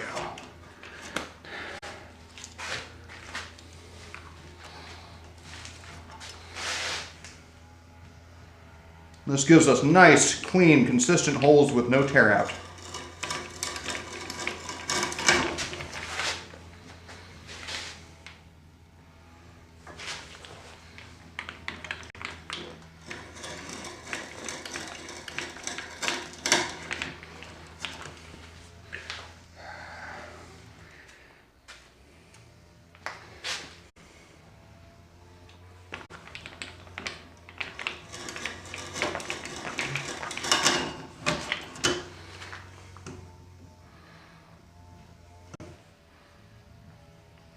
Sounds like we've got the weed whacker out now.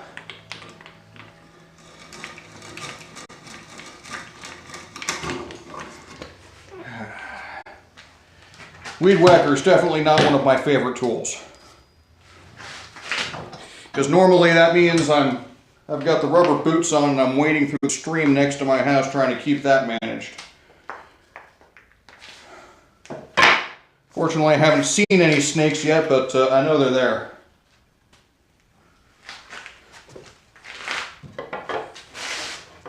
And now we are going to do a little cross cut.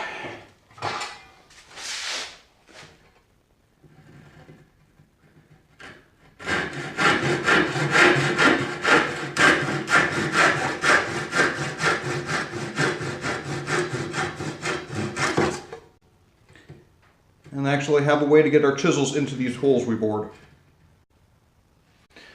Some of them will fit no problem. Like I could take probably my 3/8 and that'll fit just fine. If I try to do that with a 1 inch, that's a little big. Plus I think it's a little bit safer to be inserting them from the side rather than the top.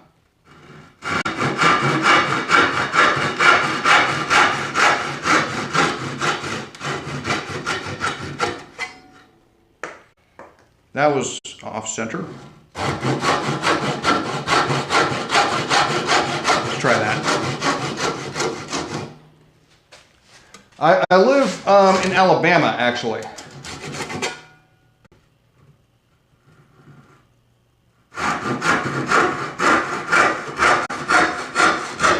I'm not from here, obviously. You can probably tell by my accent. But this is where I've decided to retire to.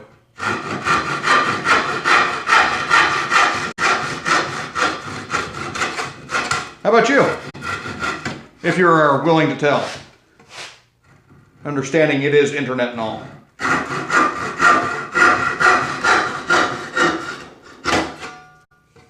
I guess they're all going to be off-center to the right. We'll pretend it's intentional.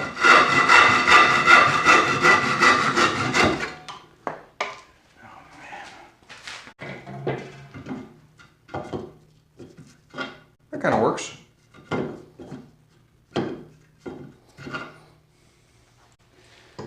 Should probably ream that out a little bit.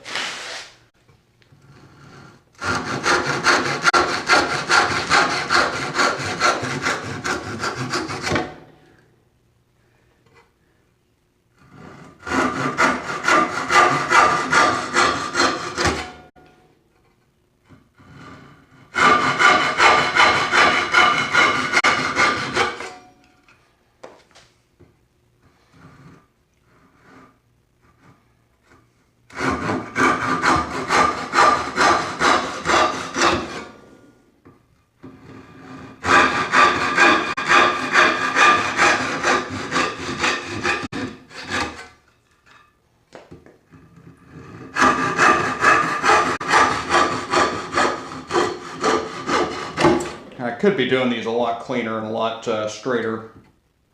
But again, this is shop furniture after all. It doesn't need to be all that pretty. Just needs to work. All right, let's see. We should clean it up just a little bit. I don't want the fuzzy frayed ends. No one likes those.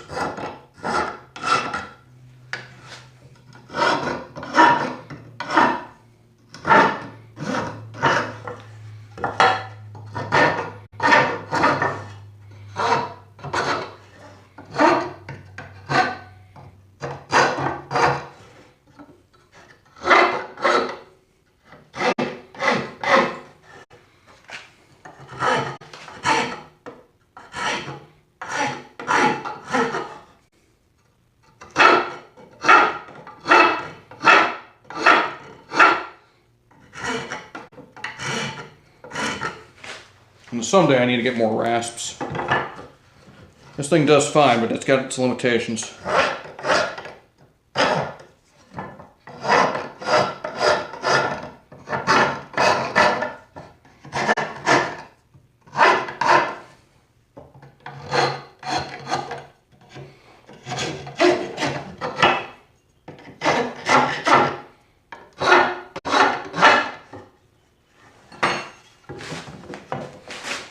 And I do want to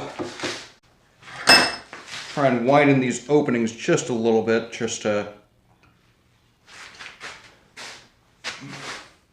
make putting the chisels away a little bit easier.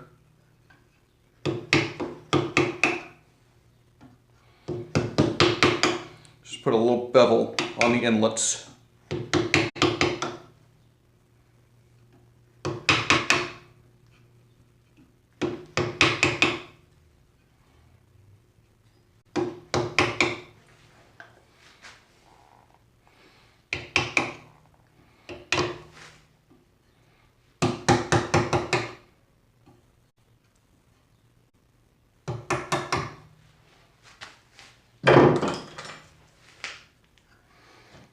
This one too. And this will also help any chip out from the ends, which I'm not too terribly worried about, but it will help.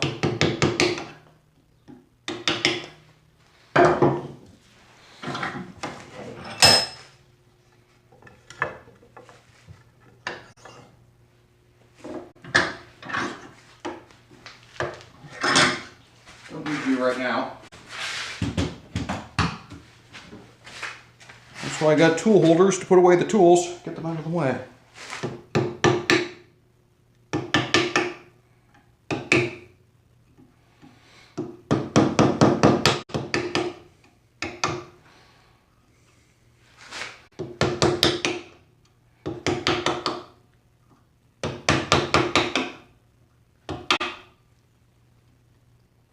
David, if you're still with us, when are you planning to release anything else from your next album?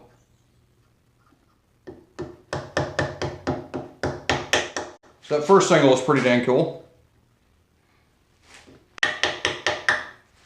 I was impressed anyway. I've been trying to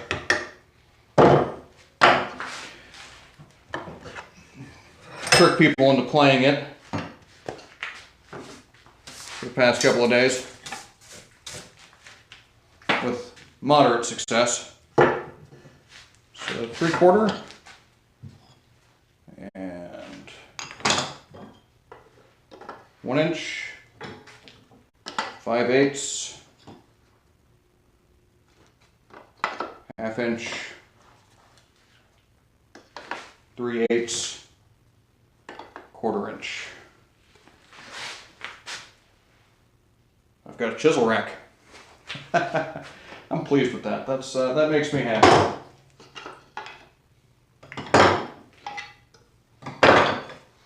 Let's see, how do these go?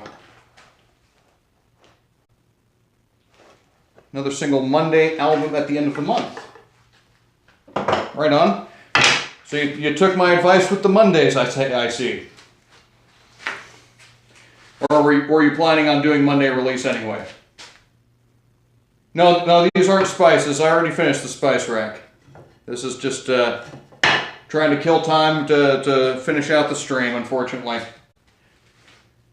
I'll have pictures of the spice rack when it's mounted and everything, so I'll put it on my Instagram.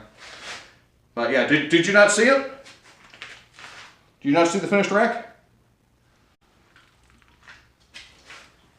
So I got it over there.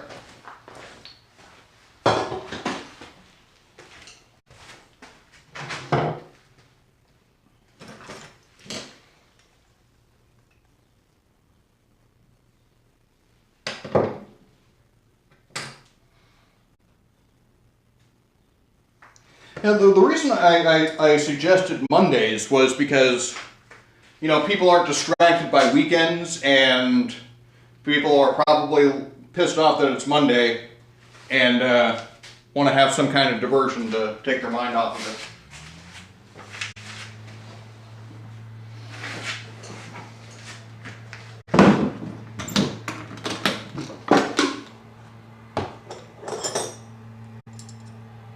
Oh, that's perfect. First one.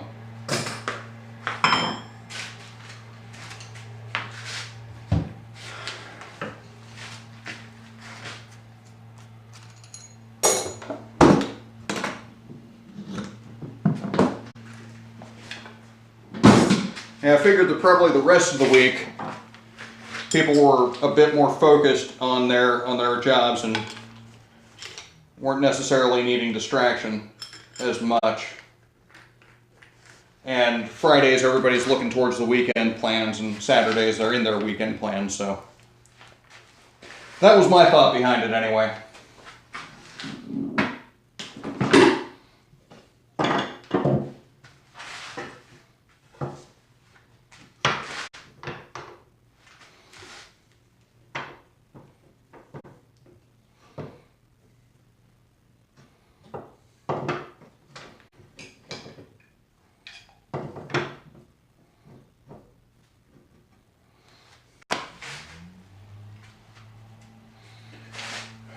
Where did my dividers go? There we are. I think these should be a little bit further apart than these chisels.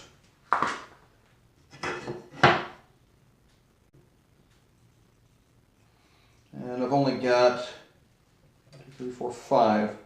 So 1, 2, 3, 4, 5. And I've probably got room for one more if I decide to buy one.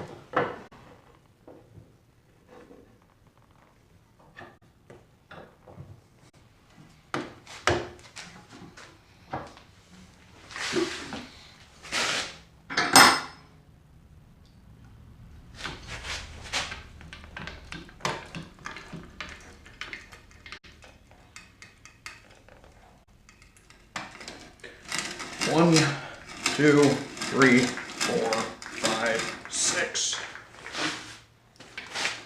Well, this goes faster.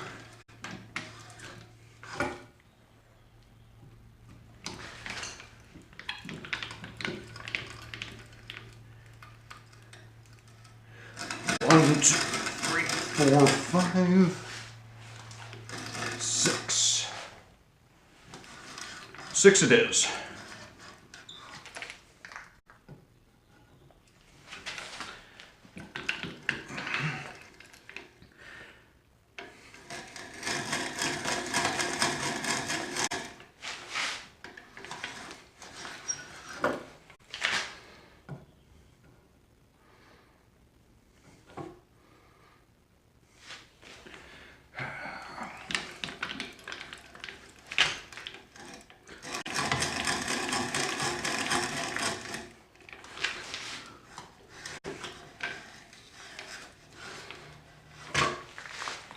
Now the other tricky part that I haven't quite figured out yet is how I'm actually going to mount this to one of the French cleats.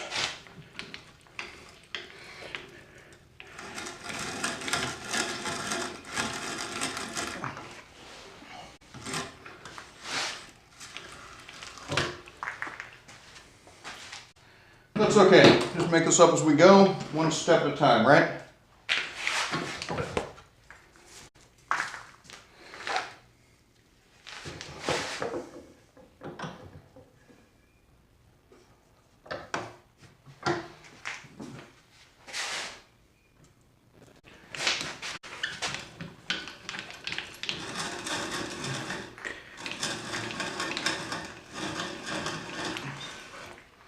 That had a little bit of blowout, unfortunately.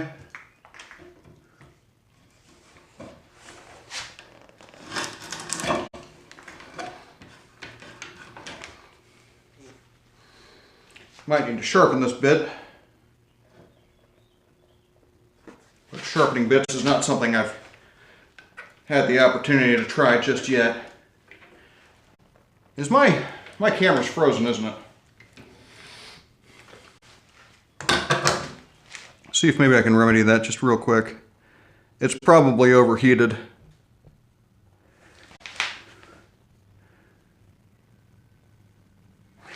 Yep, it seems to have shut off, so you only get one camera right now, unfortunately, folks. So the overhead is overheated.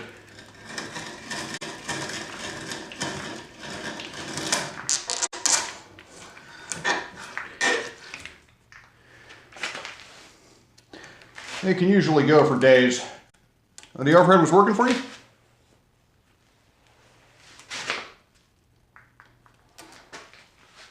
Doesn't look kind of frozen to me.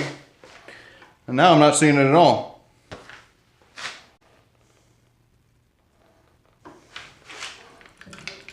Yeah, it usually works fine, but once I get in here working for a couple of hours, it really heats up.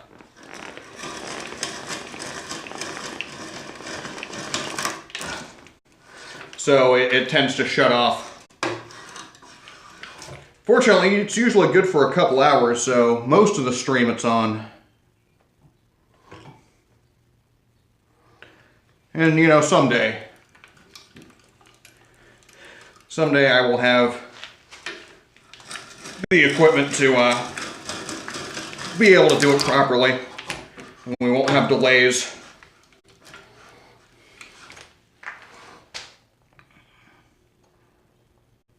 Maybe I'll be streaming in 720p. But that day is not today.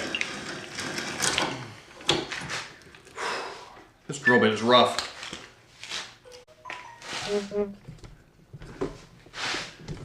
Got all kinds of torn out grain. Not what I like to see.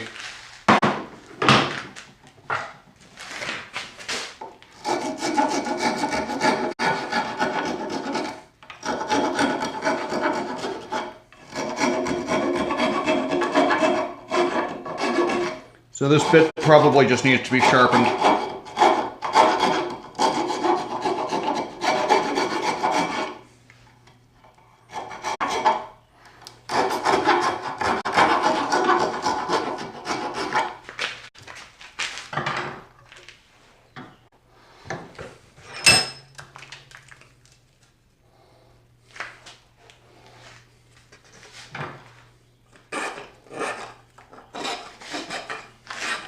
course, we also have to question as to whether or not that overhead camera is actually even worthwhile.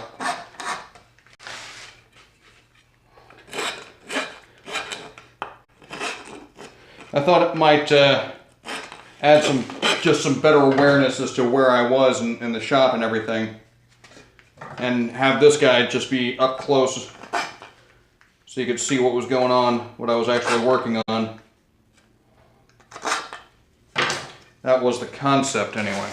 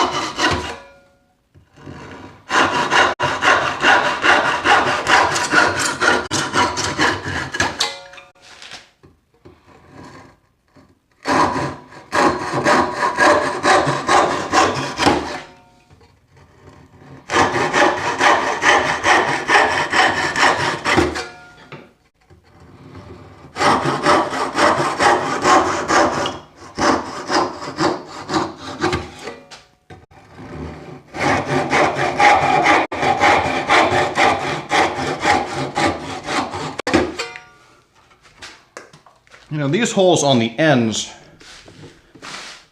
because of the grain structure, we're actually in danger of these breaking off. I'm not sure if I want to do anything about that. Maybe I could, like, put some splines in there. Possibly.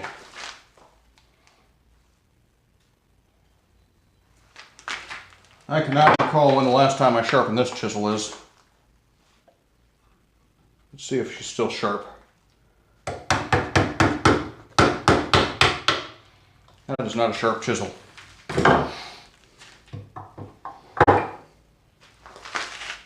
alright, I've got a 3/4.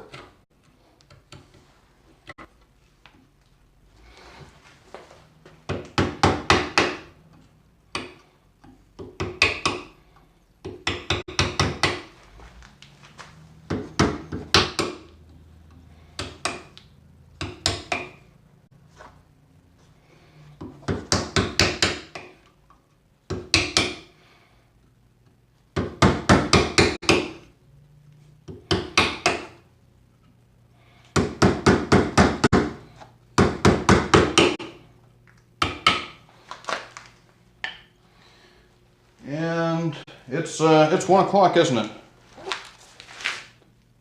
I do believe I'm about to call this quits.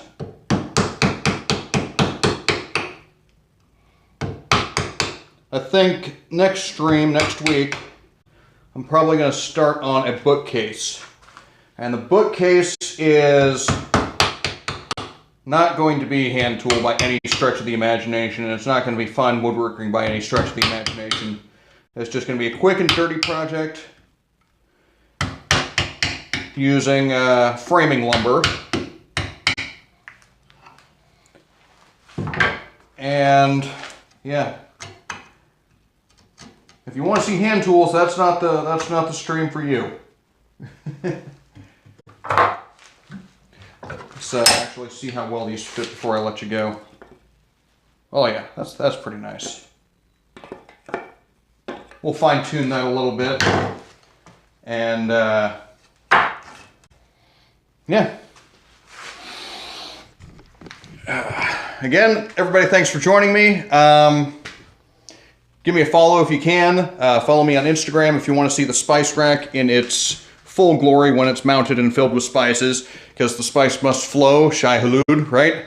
And follow me on Instagram, follow me on Twitter if you can, and follow me on YouTube. All my archives get loaded there, and I have some more better produced videos of woodworking and whatnot. But yeah, that's going to be it for me. Y'all have a great day.